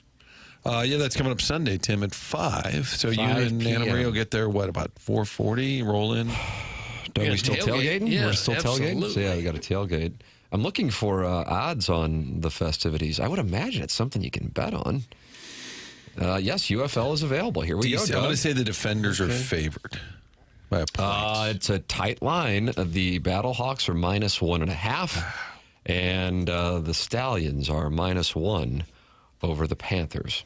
There is your UFL plays, Doug, if you're interested. And if you want to bet on who is going to win the UFL championship, you get 2.25 to 1 on your money if you bet the Battlehawks to ship it. The favorite, however, the Birmingham Stallions. They're +210. Michigan, the Panthers +230, and the DC Defenders +450. So big underdogs for the DC Defenders to win the whole thing. Martin, sounds like you think the DC Defenders are valuable. I watched those guys. They got that Jordan Teamu coming back to the Dome. Former Battlehawks quarterback in 2020, Doug. Remember that? And then he went to the NFL. Wasn't he a backup somewhere in the NFL? Was he on the Redskins for a minute, maybe? I forget. Yeah. No, that was the other guy. Who was the other guy that played with Taylor Heineke? Heineke. Yeah, starter there for a while. Big Tough, who I believe goes by I don't know the years, Tim, in the Michelob Ultra YouTube chat is back, and he didn't like your idea for the Real Housewives 2 hours earlier, but he's still listening and says the Real Housewives idea is outdated and irrelevant. Doug, so he is not on board with your show. Well, it wasn't really my idea. Somebody came up with an AI song. We said, hey, that's kind of funny. We should really do that. That's I like a little like hardcore. You do, like a dirty. That's the opening scene. No, it won't be that. Will, I can promise you it can't be that. It wouldn't be a bad thing to apologize to Big Tuft, though. All right, I'm sorry, Tufter. Wasn't really my idea. I just said I have time to do something like that. So maybe we'll get it off the ground. I'm maybe with you, not. Doug. Who knows? I'm with you. Whatever you need from me, man. You just let me know. All right. Guys, Amos Otis was with me at Katie's last night. Then we went to Game 6, honky tonk, and really got after it. Freddie Potek met us there. That's from Stephen Wildwood. Oh, the little shortstop who was so good. He was like 5'4". That's who Chairman Steve was with. Oh, man, look at the sideburns on Amos Otis. Man, oh, man. Oh, he was a good player. Yeah. Oh, my God. They go almost to his neck. The Real Housewives is awful. We cannot reward the yapping, Doug. That's from Arbor Day. The yapping. You haven't even heard the yapping. What a sentence. Cannot reward the yapping. It's the Commanders now, Martin. Now I have to have a talk with my kids. That's from the unknown DJ, and I guess he'd like you to apologize. I believe what I was referencing was at the time he was there, I thought it might have been the Redskins. It does appear in 2021 he was with the Washington football team. Which they should go back to. That's a great. I think it's You like WFT? I think it's a cool thing. It's too much like English soccer where you're getting cutesy with the names. I don't think it's cutesy at all. I think it's the most direct, no-nonsense name of all time, the Washington football team. I think it's great. Who are you with? The Washington football team. Yeah, playing the football team. I think it's great. Okay. I'd go back to it. Although I do like the Commanders' uniforms. You like the maroon and yellow. The color scheme, take it or leave it, but I like how it looks kind of like military font. It's pretty. I think it's pretty cool. Have like little patches. A uniform endorsement. It's not easy to get this guy's endorsement in uniforms. I want that on the record. All right, Cardinal doubleheader. We've given you the lineup. Miles Michaelis on the mound for the Redbirds' 12:45 start. And taking a look at the forecast, they should be good. For the day game, the night game might be more troublesome based on the forecast, Doug. It's looking a little rough. With the possibility of storms tonight, but I think going to be fine during the day. We'll see. It's been fluctuating left and right. Fifth doubleheader this year already. That? 5 doubleheaders, and you're talking about June 5th. And in 2020, the COVID year, remember those 7-inning doubleheaders they would do? They had 13 that year, and that was by design, and they've already got 5 this Hello, year. retractable roof. Gosh, they need it badly. Need it badly. Well, the state Senate's throwing money around. Now is the time to go down and I'll get protest. You're going to protest the retractable roof. Because you like rainouts. I like sitting at a baseball stadium with the night sky or the sun over my head. You can have that. No. You retract the roof. It's never, they all look like crap. Every single one. They all look bad. They don't. Okay. What's the best of them? Have you seen Seattle's? Mount Rushmore of Seattle's retractable is roofs. probably the best, but even that looks ridiculous. They all look bad. Truly. All the best baseball stadiums are open air. All the best football stadiums. Football that's a little touching. That's a little different. Does Atlanta's, the football stadium, don't they have like kind of a kaleidoscope where that? Yeah, I think it's a lot of windows, but I think it is a dome. Yeah. But it has kind of like a kaleidoscope. Yes, it is a unique venue. Yeah. No, I think the retractable roofs look terrible, especially for baseball. I'm sure somewhere in the future someone will figure out how to make an affordable dome that can cover up a stadium in times of bad weather. Sure. It'll happen. Like a temporary thing? Yeah. Yeah. Just tarp it, like after a it's big probably storm. more than that. Throw a Saran tarp wrap. up there. But it's a major problem for an organization to have to deal with this. It's a problem for the team. It's a problem for the revenue coming in. It's a problem for the fans. Major problem? Sure. When you get rainouts like this, major And hassle I for think them. yesterday they wanted to cancel it as early as possible, in part because we just had all the tornado issues. And I think that's fair. I think they just wanted to keep people from getting in their car and coming down. I think they were sensitive to that. Instead of trying to work that game in last night, like, let's just bang the game.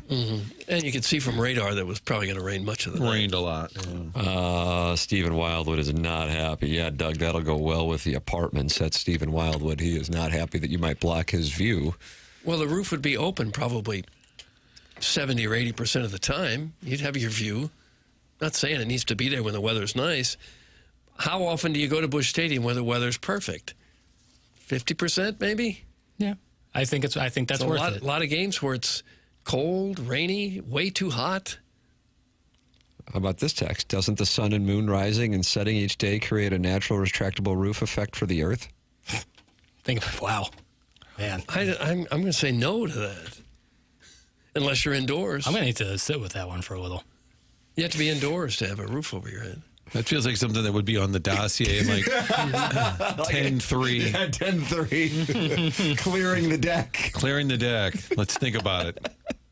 Milwaukee has a retractable roof. That's from the 309. Yes, they do. We've talked about Hot that one. ass. Sometimes it gets... You've never been to the park. I've seen what it looks On like. television, it, just like what we experienced last weekend, looks like hot ass. That was terrible. Now, I've been to Minute Maid Park. I haven't been to Miller Park or whatever the hell it's called now. American Family. Is that what it is? And while the dimensions of Minute Maid Park actually anger me, in particular left field, and when they had the hill with the flagpole in the middle of it. Towels Yes, Hill. exactly. The ballpark itself, I think, is nice. And it's way bigger than it appears on TV when you walk in there. But they have that street directly behind left field, so they can't move that wall back. So it just is, it's a farce. At the same time, Pesky's pole came into play yesterday, Doug, with the Angels and Red Sox. Who was it? It was one of their prospects who hit a home run off the pole, and it is 240 feet down the line. And that's like a pop-up. Yeah. and it's so tough to do because it's like a wraparound shot. Right. And they hit the pole, and then off the pole it landed on some lady who looked like she was petrified. Oh, no. I need to watch that video. Their coaches were fighting before the game. The Red Sox and Angels. Tyler Anderson and one of the Red Sox coaches. Yeah. I wonder how many balls Ted Williams wrapped around that short pole there in right field. Probably a lot. Yeah. A lot of them. Cardinals Stadium in August feels a lot like Palm Beach in March. That's from Morrison Woods Wacko. Oh, there's a lot of days it's just unbearable to go. But at the peaks are as good as it gets. Sitting out there on a beautiful night. You'd still have that. You open the roof. It looks weird. It looks wrong. And honestly, it feels wrong. Baseball is meant to be played outdoors. And it is. Yeah, not until the weather's horrible. Then that's part of the game. That's what I say. You roll with the punches. Weather comes, either play or you don't. I wouldn't sacrifice that roof. The Milwaukee Park is very nice. No AC, only hate. It does look terrible on television, but it's great for baseball. That's from Bomb Scon Scoobyan. Oh, gosh. I don't mind that Miller Park. It's not a top 10, but it's not a dump. No, it looks You've never awful. been there. That's fair. I can't say it's a dump. I won't say it's a dump. It looks bad on TV. And every once in a while the roof gets stuck. And the shadows are ridiculous. I think it's goofy. Mario in Charlotte says the Cardinals will have a nice retractable roof when they're in Nashville in 2035. Oh, no. I thought for sure Minnesota when they built their new stadium. That's the one that I can't figure out. Yeah. If anyone needs it, that's snows in July. Gorgeous looking stadium. It is a nice looking stadium, I will say that. If and when the Twins ever get to the World Series, That's Pablo gonna be tough. Lopez on the IL now with a shoulder issue, so that might hurt the cause. It's going to be quite a scene. All right, it is 9:56 in St. Louis. Martin, I know you got some onboarding. You're going to meet with Chaim Bloom today. Chaim and I are going to discuss matters, yes. By the way, we rip Jackson all the time, or we allow for it to happen. I think it's worth noting the texters coming in strong. I am Team Libby. Roofs are dumb. And then the next one says, love you, Jackson. Nice. How about that? Nice. How about that? It's all happening. Very nice. It's very nice. I appreciate it. Yeah. I mean, it's all opinion. You can love a retractable. I get Doug's logic is rock solid. I think they look Tim, then there's Eric in the Central West End. Of course, Libby Jack wants a retractable roof. I don't want a retractable roof. Why would it be of course? Not even clever anymore. The way you wrote it, though, Martin, was of course Libby Jack wants a woof like a retractable 5-year-old roof. girl. And actually, you did not want one. No, I don't. Eric recant. No, he won't. No integrity. No integrity. Email in the morning after at InsideSTL.com. Martin's going to onboarding. This program is called TMA, and it's presented to you by Brown and Crouppen.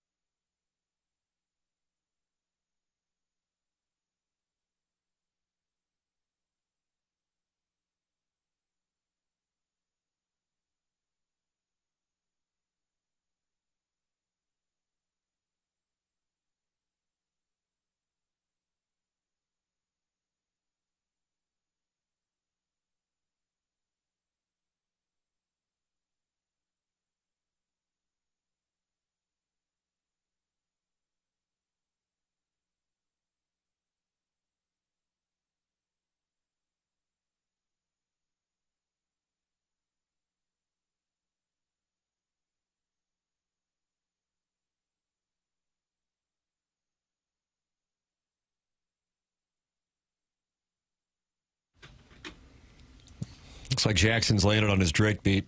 Mm-hmm.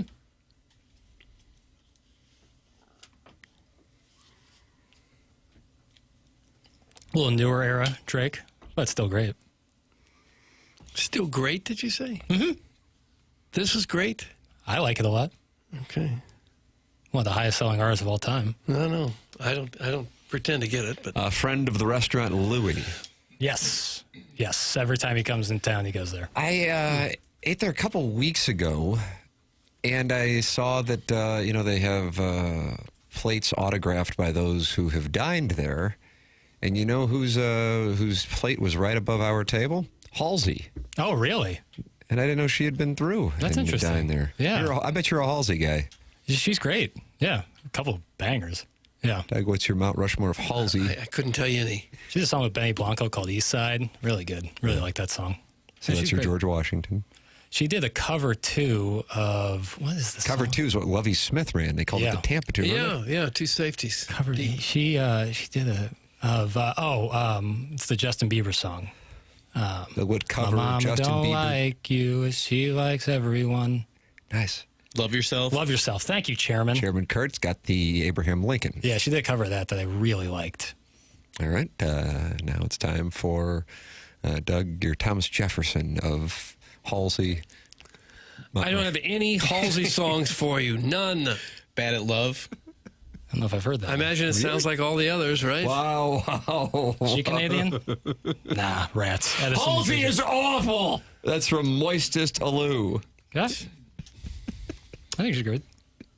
I didn't know she came through St. Louis. Guys, just got some inside intel. I heard the Royals had dinner at the standalone Auntie Anne's downtown and then went and rode the trolley up and down the loop before walking down by the arch. Hope they didn't get robbed like that Blues prospect. That's from Mario in Charlotte. Well, that would make sense. That'd be a fun night. Halsey bangers, be quiet, dork. That's from Connie Lassiter and Greg Bickle. It's a bad take. Well, it gets back to the thing where it's like you say you like someone and the person disagrees with you and then they take it so like personally. It's like, oh, you're an idiot. It's like, I like what I like. Get out of here. I will be at the Dome Sunday. I always feel better about where my life is when I scan the crowd. That's from the Warson Woods Wacko. Some of that, During the commercial break, I felt a fiduciary obligation to my family and friends to fire a bullet on the Battlehawks to win the UFL championship at plus 225. And I'll be honest with you, I don't know if I put enough money on it because I think it's such a great value play Really? for these Battlehawks to win the UFL championship. Okay. This town is a Battlehawks town, and there's going to be a parade down Market or Highway K, but it doesn't matter. There's going to be a parade, and it's going to be wonderful. You think they would have a parade if they won it all? I think so. Highway K. It wouldn't be on Highway K. Like in O'Fallon? Oh, I guess you could. Wide streets. I've been down there. Wide. Market Street's pretty much wide open on any weekday now. You can go right down there. Sure. Maybe start at Highway K and then roll up. You see the Hooters closed now, too? The one down there by the stadium? Someone called Biff. Mm-hmm. Yeah. Just one by one, the businesses are folding up and heading out. Hey, guys, just checking to see if Jackie Papers changed my name. That's from the 314. Doesn't look like it. Oh, well, I can take care of that. Toot sweet. Okay. You're going to need to... Oh, okay, I got stay-at-home Sajay Daddy. That's his name? That's what he requested. All right. I can make that happen, no problem. Have you guys ever thought about making a short film? Last night in my dream, you guys did, and it was great. Thanks. That's from Harrison Ford's Tears. Okay. You know what I've always thought? Is like a TMA on the stage. It wouldn't be like a TMA live where we're like broadcasting to the audience. It would just be like you take our studio, put it on a stage, and we do the show like we normally do every single day, and don't acknowledge the fact that we're like live in front of a studio audience. It'd be like you like this idea? like we do a musical, play. a TMA musical. Maybe we do it at the Muni. Well, it would just be like us on a stage. Like we wouldn't do anything different. Aren't we kind of doing that now here? Yes, but there's no one like looking at us. You want people to look at you? Right. It would be like a live TMA live, but there would be no interaction with the crowd. So why would they show up? See the program. Just to gaze at us? Yeah. Greatness at work. It's early. Sounds like Doug shorten It's early in my thought. I'm preheating the oven, the old thought oven, but we're getting there. This is pre-revenue. It's certainly pre-revenue. It might be post revenue. Too. Guys, it sounds like what you did last week at the golf tournament. That's from Sharon's Ladue Pool Boy. We did have 2 chairs right in front of the dais that I thought was great. I sat in one. Would you go to another show and sit there for 4 hours just to watch people? If it was like a podcast that's not local that like was coming into town. Is there any show, like if Bill Simmons were doing a show? They would do you the do that? Rewatchables tour. They'll like go. Would you go to that? Yeah. Oh, 100%. Okay, all right. Yeah, that'd be You awesome. just sit there for 3 or 4 hours. Not 3 or 4 hours. I'm not going to like see Rogan live, but like, a podcast I love that came into town or something. Yeah, I'd go see him live. Sure. You would. I think that's going to become more of the future is podcasts becoming kind of like comedy shows in a way. Really? Not like they did that with Smartless with Jason Bateman, Will Arnett, and I never know that the third guy's name is. He was on Will and Grace. Yeah, I don't know his name. Darnell Coles? Seems like a delight. Yeah. Dumbest effing idea ever, pal. Kind of sounds like an Oculus for a vacation to Florida. That's from the Warson Woods Wacko. Thanks for listening to QFTA. That's all I have to say to that. Jackson, when I was saying that I start to get into a dark place with my seasonal anxiety disorder, is that what they call it? SAD? Could be. Yeah. Seasonal affective disorder? Affective disorder, I think. Said he was going to get me an Oculus to take me to Florida. Like a VR machine, Just put it over your eyes and pretend you're in Florida. Sit there on your couch, pretend you're at the beach. Boat drink in in hand. October, even though the weather is glorious here most of the time, I start to get into a bad place because I start thinking about the upcoming winter. And so Jackson says he's going to mitigate that by getting me an Oculus. Okay, turn the heat up in your house. Turn all the lights on. It's called YouTube, you dork. It's from Beer Cats. I would say, well, I hear where you're coming from. Being on, watching a concert on YouTube is not the same as going to a concert. Now, going and watching our show on YouTube might be similar to this TMA on the stage idea I have. It's not going to work. Oh, again, it's preheating the oven here. I'm not committed to this idea. Okay. This idea, much like goodorbad.com, is pre-revenue. Yeah, but I think it's best to work it out on the air. Okay. All right. Doug James Carlton is post-revenue. Big time. Yeah, and he's online at carltoninsurance.net. He is my insurance agent. And if you go to carltoninsurance.net, you can go and talk it over with the wonderful staff that is in Webster Groves, or you can Google them and see 425 5-star reviews for people raving about their insurance agent. How often does that happen? Well, it happens here because James and his team save people money. It's going to take you, I would say, about 60 seconds to pick up the phone, dial 314-961-4800, and then talk with somebody at James's office. And you're going to, because somebody live in the office is going to pick up the phone. You're going to be able to tell them your situation, and then they're going to go and see how they can save you money. And there's a good chance that they're going to, because people's insurance have been going up year over year, and that's where James comes in and he saves you money. And then you go, oh, why didn't I do this before? Don't worry about that. Don't worry about that. Take care of the future. Take care of the now. carltoninsurance.net. If your insurance costs a leg and an arm, call James Carlton, State Farm, 314-961-4800. Wayne Gretzky and Biz Nasty discussed the Pink Pony Club on the TNT panel with the Jobu reference. That's what I see coming up here in the Stiefel dossier. Mm-hmm. The Pink Pony Club is what, a gentleman's club? Jackson? It's a song by Chapel Roan, Springfield's own. Okay. Yeah, loves Missouri State. All right. Well, I'm mistaken then. Go Bears. Yeah, so we'll have that for you. That's the Stiefel dossier. I adhere to the Stiefel dossier through and through. That's what we've got coming up. It's TMA 101 ESPN.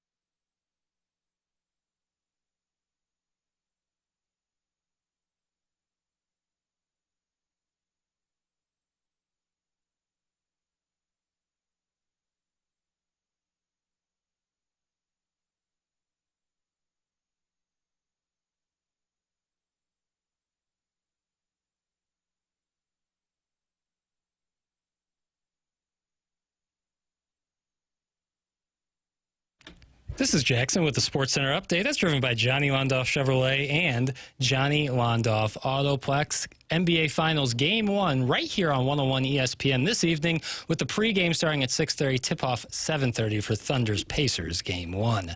That was another Sports Center update driven by Johnny Londoff Chevrolet and Johnny Londoff Autoplex. See them at londoff.com. Chevy, together we drive. Are you kidding me?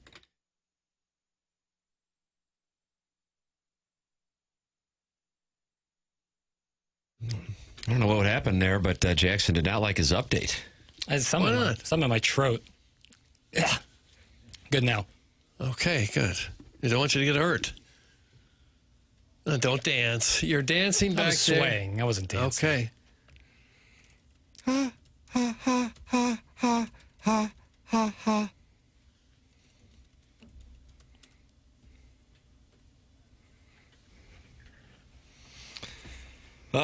Doug, the theme today, Canadian artists. Okay.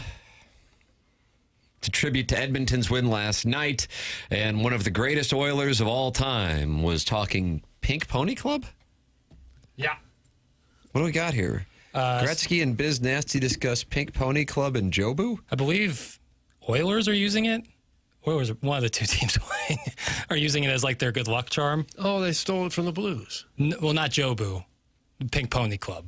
The song by Chuck Run. I'll just play the audio. Okay. One of the fans had Dreisaitl's head superimposed on the Pink Pony Club. I don't know how the song came to be. It's kind of like Jobu, where it's maybe... Oh, is that right? Kind of a secret inside the locker room. I don't know how the whole thing sparked and began, but they seem to be rallying around it and enjoying it. But no one's giving details. Nobody yet. That's why I was trying to ask a few questions about it. Pink Pony, is that a band or is that a song? It's a woman. She sings a song, Pink Pony Club, and it's famous. It's on the radio. And, Canadian? American? I think it's an American girl, but all of a sudden it popped off. I believe she won a few Grammys, and now they're rocking it in the locker room. So I'm curious. Pony. Pink Pony. It's the new generation, Wayne. I gotta get that on my ringtone.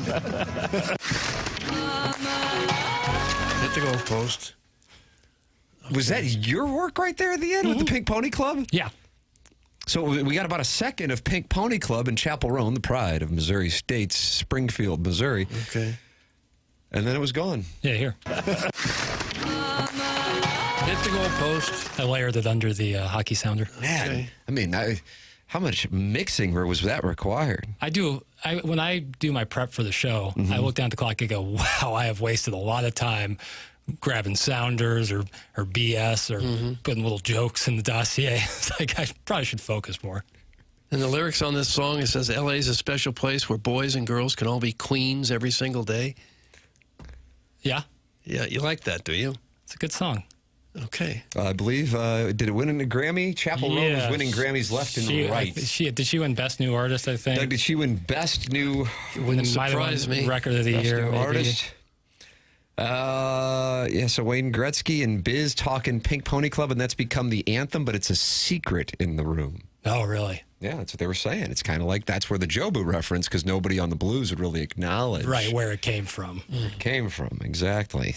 God, I'm telling you, Jeremy Rutherford's got this column he just posted on The Athletic about the Blues offseason needs. And I guess I just have to come to terms with this now. He writes, if not for 2 6-on-5 goals against in the final 2 minutes of regulation, letting a 3-1 lead turn into a 4-3 double overtime loss, the Blues would have gone on to the Western Conference semis against the Dallas Stars, and who knows, perhaps another surprise was in store. And it's been a month and a half, and I read that, and it hurts. Does it? It does. Okay. And I have to tell you, when I say that, I'm not proud of it, but it hurts.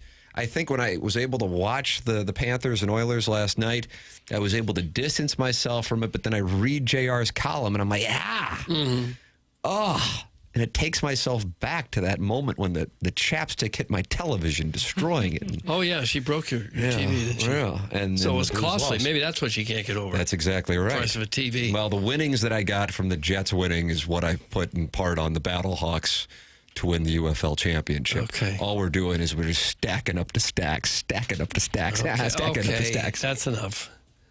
Well, it hurt so much, I guess, because we had already chalked it up in the win column. We got this. We're up by 2 with, what, minute and a half to go? 2 minutes, minute 50, whatever the hell We're it up was. by 1 with 3 seconds to go. And and as JR says, it may be unfair to compare the Blues to Florida and Edmonton, but if Armstrong and GM in waiting, Alexander Steen, want to get back to that level, that's where they have to set their sights. So he gets into what the Blues would have to do in order to get to that level, and it's certainly some work. I think everybody would acknowledge that. Doug, you're going to like this. One of the things that the Blues need to add, according to JR, a 200-foot offensive player.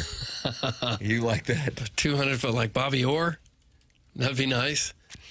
In addition to a 200-foot offensive player, they need to look for options on D. It didn't go unnoticed that Armstrong said the Blues' top forward defense was shored up, quote, for now, at his postseason news conference. That foursome features Colton Parayko, Justin Falk, Cam Fowler, and Philip Broberg, who are both entering the final years of their deals. Broberg will be a restricted free agent if unsigned. The Blues will still hold his rights, but the Blues will have to tend to that defensive core at some point. And the model shows that the Blues are lacking legitimate offense from a number one defenseman compared to the teams in the conference finals when looking at not just Edmonton and Florida, but also Dallas and Carolina. Might be a little easier to follow the Florida model than the Edmonton model, because Edmonton's got two generational type players that you're just not going to find growing on trees. Florida has more balanced scoring from a lot of different guys. I could see you reaching that before I could see you getting to where Edmonton is. How about this? Guys, I need to admit something. I ordered a victory pizza delivery at 5 minutes left in the Winnipeg game. I would like to take blame for the loss. That's from the stay-at-home Sauget Daddy. Ooh. Wow. Sad pizza you're eating after that. Oh, yeah. Wow. And the pizza delivery guy has no idea. He's happy, brings it to the door. Yeah. And you're supposed to act like, I bet the tip was probably poor. Yeah. It's just a lose-lose situation all the way around. That's brutal. They choked. That's from Choke Artist 1.6. No, they didn't choke. They just didn't make good plays there at the end. That's not choking. Agreed. Sharon and Clayton not on board with Chapel Roan and Jackson's song. Song is god-awful. No wonder Canada sucks. That's from the Star, Real Housewives of TMA, which has been greenlit. Sharon in Clayton, and she is interested in working with Michelle Beadle. She, of course, is not Canadian, Chapel Roan. She is Willard, Missouri, right outside Springfield. And Michelle Beadle, of course, is born in Italy. Really? Yeah, fun facts. No one tell. Yeah. Where'd she grow up? Crowdsourcing. She's not really. What, her parents on vacation or dad in the military? Or she didn't just come right over from Italy recently, did she? I like and on Wikipedia it doesn't say a city, it just says Italy. It just says born in Italy. Roanoke, Texas. Yeah. All right. How about that? All right, that makes more sense. Guys, is there residential housing in Sauget? Thanks. That's from The Big Show, who wants to know about this gentleman who acknowledged that he ordered a victory pizza with 5 minutes left in the Winnipeg game and now believes it was his ordering of the pizza that caused the Blues to lose to the Jets in double overtime. I believe there is. There's that big Monsanto plant over there. But behind that, east of that, I think there's neighborhoods. A lot of industry there. Yeah. If you're ordering a pizza at like midnight on a weeknight, you have much bigger issues than a hockey game. That's from Mario in Charlotte, who is coming after. No, I'm gonna defend the Sauget. You are in support of the victory pizza. Well, tonight when the Thunder's up by 25 with 5 minutes left, you're going to make your order. No, but it was a Sunday night. I remember Game 7 was a Sunday night. Maybe Sunday is his cheat day. That's the day he gets to really let it rip, and he finished it off with a little bit of pizza. But 6 of the other days, he's very clean. That's maybe. Look at this guy. Maybe. He's so positive. You know, trying to look at it from the other angle. That's a happy moment, isn't it, when that pizza arrives at your door? Oh, and it's hot. That's a really happy moment for you. That's really great. Sharon is the chicken thigh of TMA listeners. Less texty, more Tybo. Zip the yap gal. He didn't marry you for your personality. That's from Arbor Day. Oh, gosh. Why would you say things like that? That's Arbor Day, Doug, who has won Best Texter of the Year at the award ceremony in 2023 and 2024 and is looking to go for the unprecedented three-peat that I think goes to Matt, who bowls at Hanks in 2017 and 2018. Am I right? I don't know the years, too. Email in the morning after at InsideSTL.com. Forever Design, Air, Heating, and Cooling. Email of the day. This is TMA 101 ESPN.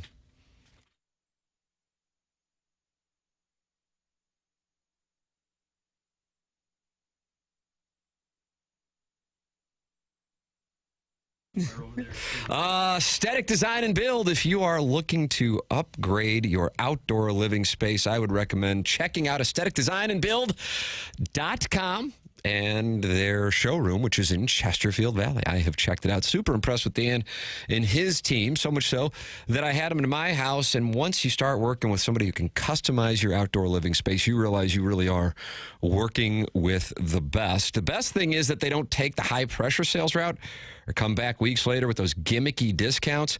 They encourage you to go out and do your research. Check with other companies. They're confident that once you compare their work with others, you're going to see that they are the better choice. It's aesthetic design and build. They really specialize in custom work, and they can build a full-on custom deck. They can add on a pergola for you if you're looking to shade your covered patio with retractable screens.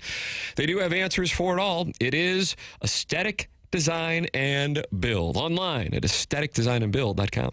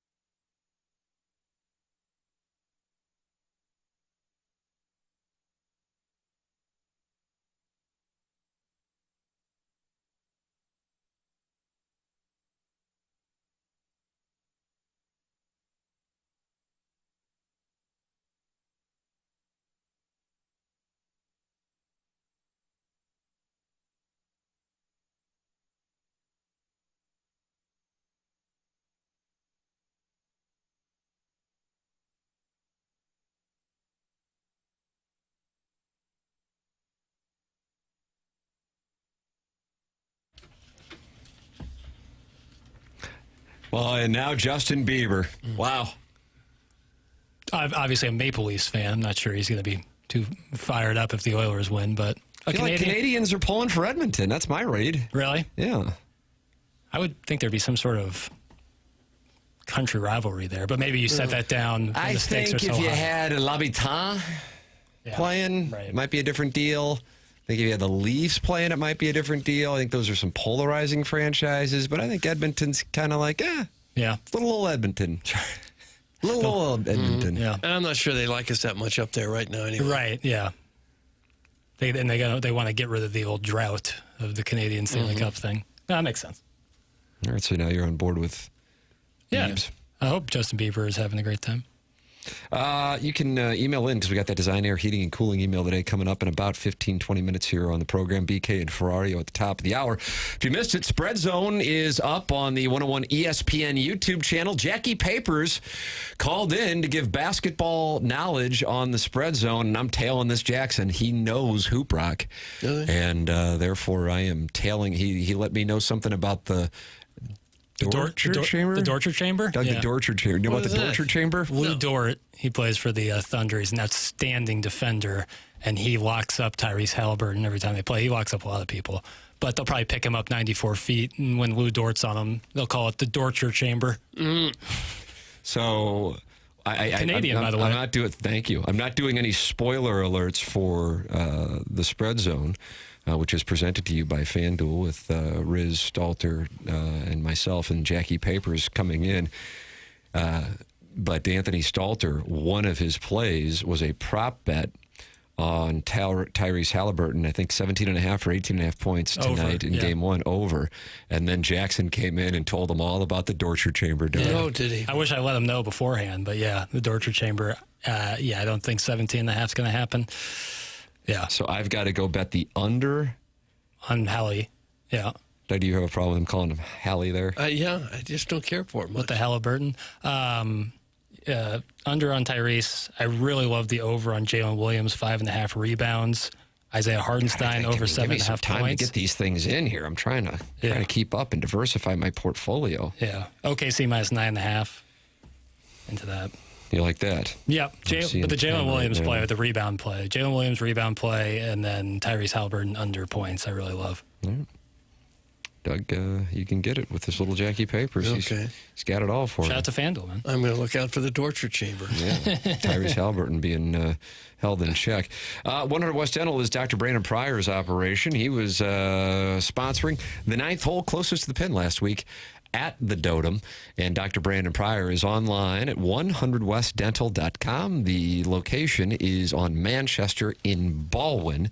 And Dr. Brandon Pryor says, hey, you don't even have to call us. You just go to 100westdental.com, check the calendar online for availability, and you come on in and you get to see us. Plenty of people say, I don't want to go to the dentist. It's not something I look forward to. And I understand that. But what Dr. Brandon Pryor wants to say in his messaging is the following. Dental health impacts the rest of your body's health. So if you have poor dental health, it's going to impact the rest of your body's health. You can't ignore it just because you don't like it. 100westdental.com is where you go. I have been in those offices. It does not look like what you think of when you think of a dentist's office. It is brand new technology and a totally different atmosphere. 100westdental.com. Use my name to get $1,000 off Invisalign at 100 West Dental. And if you're not sure what Invisalign would look on you, they have technology that can show you in advance what it would look like if you were to get the procedure. That's Invisalign. Using my name, you get $1,000 off 100 West Dental online at 100westdental.com. This is TMA, presented by Brown & Crouppen on 101 ESPN.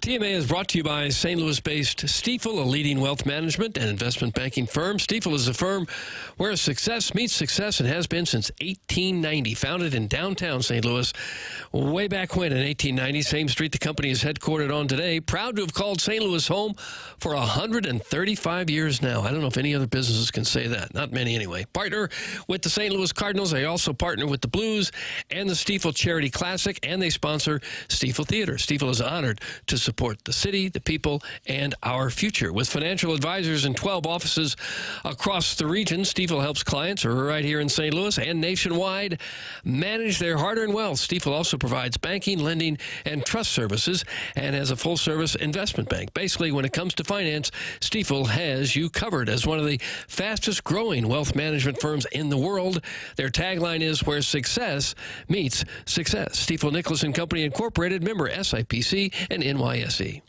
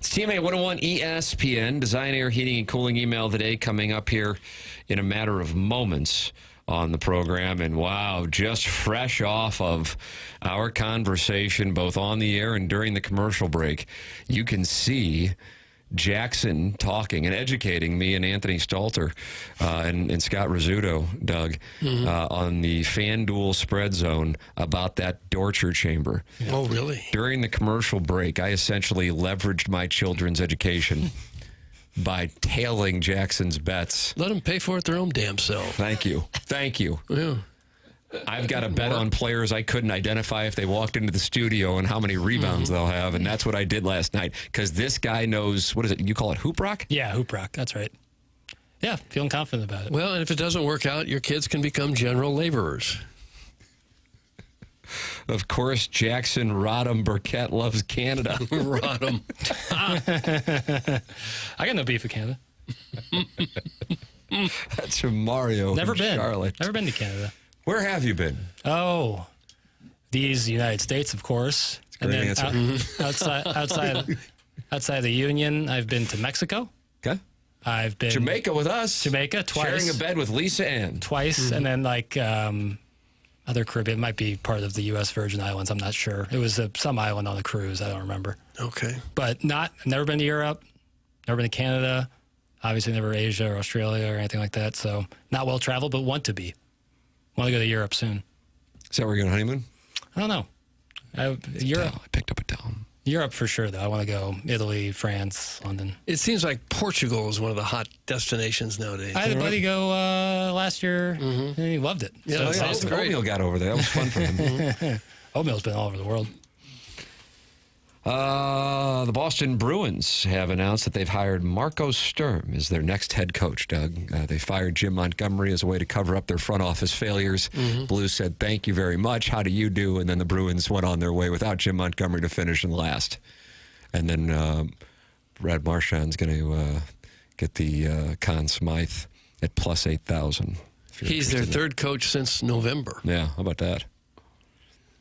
Well, that's a lot of skippers.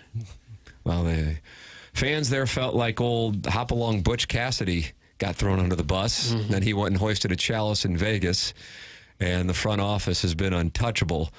I get the sense, if I'm drawing parallels, Boston Bruins fans, St. Louis Cardinal fans. Fans angry that... Used to long-term success, and as soon as it doesn't happen, you blame the coach. The easiest one to fire. That's right. Maybe the New York Knicks got a taste of that this year, too. Yeah, true that. Jackson, you hear anything on who's going to be the coach? Yeah, I'm seeing some of the... I saw some Jason Kidd stuff, but obviously he's with Dallas. Yeah, I was saying I didn't see much on Michael Malone, who was my play. But like Doug said yesterday, I don't think you make this move unless you kind of know who you're going to be going with. But you never know. I mean, the NBA fires coaches so much. It's getting college football territory. It might actually be worse. Might be worse than NBA than college football. If your team is that good and close to winning a championship, you don't fire a head coach without knowing who you're going to replace him with. You would think. You don't just say, I wonder if anyone's out there. Yeah. You wouldn't do that. That seems silly. Good morning. If you would like to travel internationally, perhaps it's best to look at other industries other than radio. Thanks. That's Mario in Chicago. It's fair. Oh. It's very fair. It's very fair. So are you looking at other industries? No. Like the travel industry? Sorry we all weren't blessed with the looks and voice of an angel, Doug. Sincerely, all general laborers represented by All Green AI. Well, that's just what you can do if you don't go to school. You can get a job as a laborer. I can't tell if that's All Green AI. All Green AI or Al Green AI? Well, the first word is all, the second word is green, and then the last word is either Al or AI. All Green Al. That's kind of like Grape Ape Auto Detailing. That's going to put me in a That's what shows up a lot now. If you Google a question, some kind of question on Google, it's AI. Yeah, pops right up. Yeah, it's their AI.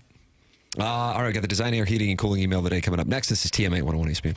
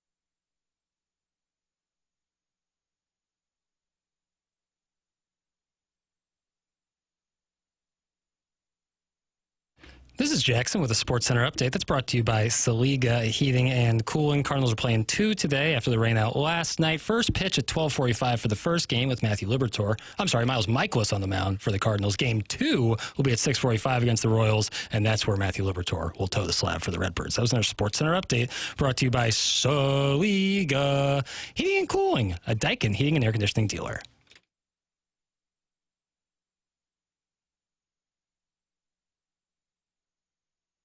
TMA 101 ESPN. BK and Ferrario coming up here in 8 minutes. It's time now for the Design Air Heating and Cooling Email of the Day. Doug, our standing so far, 3 emails into the month of June. Email of the Day, AI has a win. GoodOrBad.com Street Team has a win. And Beef Mayo. Okay. All have wins. I'm calling my shot like Babe Ruth during Game 3 of the 1932 World Series. Doug, I will win you over by saying you're handsome, but I will make no advances on your tushy booth. Tim, you're the most amazing man I don't know, but occasionally will fondle myself to. Take that, Bob Newhart. Jackson, no one, and I mean no one, can break down a power play like you. Thank you. I show that power play breakdown you did during the balloon party to my under-10 select hockey team every practice. Now, we haven't scored yet, but we do believe in it. Yeah. KG, what can I say? I love you, man. You're my idol. You get to sit in the same room as Tim every day. Hashtag blessed. June 2025 will be known as the month of PP. I appreciate your vote. Peace and love. Shout out to the YouTube familia. That's from Don PP. Don PP. Does he spell it P-E-E-P-E or just P-P? P-E-E-P-E. Okay. Is that the proper? It's traditional spelling. This summer at Busch Stadium, it's not about home runs. It's not about nachos. It's about pure backwoods adrenaline. Introducing the new 2nd and 8th inning tradition that's sweeping the outfield. Release the Hoosier. 5 real-life Hoosiers straight from the woods, the junkyard, and probably a bail-bound office take the field after the 2nd inning. One's shirtless, one's barefoot, one's got a court date tomorrow, and you pick which one gets released. Then, boom, the trap door opens, and out he comes, the Hoosier, screaming about Bo Hart with dip spit dripping down his beard, shirtless in jeans, running for his life. He's got 60 seconds to evade 6 ushers. If he survives, he wins Cardinal tickets. The respect to the fans in the 400 section and a second round in the 8th inning. This time with 2 off-duty cops and 6 more innings of cold Bud Heavy sloshing around in his belly and coursing through his veins. If he is caught, he is released back into the wild of Jeffco with nothing. But what happens if he wins? Come out to the old ball yard and find out. Release the Hoosier, brought to you by Emo's Pizza. Don't you have a problem with Emo's being spelled E-M-O? Yes, that's not right. Marlboro Reds and Monster Energy's boldest new flavor, possum venom? That's a new flavor? Well, possums are not venomous. You can't predict baseball, but you can release the Hoosier. That's from Gangster Lederhosen. Gangster Lederhosen. He's new. Straight from the woods. He's going to get released back to Union? Did I hear that? That's what he says. Guys, I was talking to my wife last night about Tim, and we went through the reasons we're both grateful for him. I encourage other listeners to do the same. Thanks. It's from Mr. Licks. Horrible email. Yeah, that's probably the leader, though, right Horrible email. Morning, boys. Another rock-solid show today, showcasing all the wonderful dolts who listen to this show. I especially enjoyed the live kidnapping around 8:30 a.m. today, but I digress. This email is my application to be the food and beverage director of the Real Housewives of TMA. Along with my 20-plus years in the industry, I'm known in certain circles as a social chameleon that can blend in with the riches, the poors, the fats, the jocks, the nerds, and the bleach drinkers all alike. Also, if Doug needs a destination location for open calling, I have a nice little private beach on the mighty Mississippi down from the Heiser House where the stars can bask in the sun as a drunk barge worker gawks from afar. My only payment would be 3 high fives from Tim, a 1-versus-1 game against Jackson, a pat on the backside from Doug, and 2 guest spots on TKO, breaking down the most recent Disc Golf Pro Tour tournament. Let me know. God bless America and God bless Tim. That's from the Heiser House Hooligan. Heiser House Hooligan. And finally, after a rough start to the week with Tamu Roger Ebert arguing with the listeners over his trashing a movie movie he hasn't seen based on the number of cameos in the trailer. A wrestling reporter who was more focused on knocking out an episode of Storage Wars than he was on ranking countries. Soccer coverage that ignored the play on the field and instead focused on whether or not the stadium security makes you drop trow if you enter the game wearing a ball stretcher. Today, the show finally got its groove back. Congrats on getting the green light for the Real Housewives of TMA. In the long tradition of soliciting female listeners to self-promote for little to no compensation outside of hashtag exposure, including the Girls Next Door, Foot Fetish Friday, the Lisa Ann Dating Game, St. Louis's Most Beautiful People, and the Entertainment Reporter auditions that lasted nearly a year, only for the eventual winner to get poached after a few weeks by a hot dog stand. I can't wait to see how this one will go off the rails, with one of the lasses inevitably having a meltdown and screaming, "Nobody wants to have sex with me now!" Oh. Years ago, an older listener used to call in and solicit the members of this show to participate in Gay for Pay. We called them Spready and didn't think it could possibly get any creepier. That is an until 2025 TMA Worst Caller of the Year lock Dan Jansen. Wow. Called back in to awkwardly quadruple down on his invitation to hang out with two younger men who don't know him. Nice work keeping him on the line long enough for the FBI to trace the call. Put the effing lotion in the basket. That's some Buck Swope DBA, the recess lady's breast. And Doug, that is what we have. Buck Swope. For the Design Air Heating and Cooling email today, the question left for you to answer is what you got. A Buck Swope brought it pretty strong, but I have to go with the Gangster Lederhosen. For Buck laying Swope out was to release the Hoosier Initiative. Yeah, Swope was good, but I thought Mr. Licks brought up some good. No, he was terrible. I agree with you on that. Terrible. I like Swope.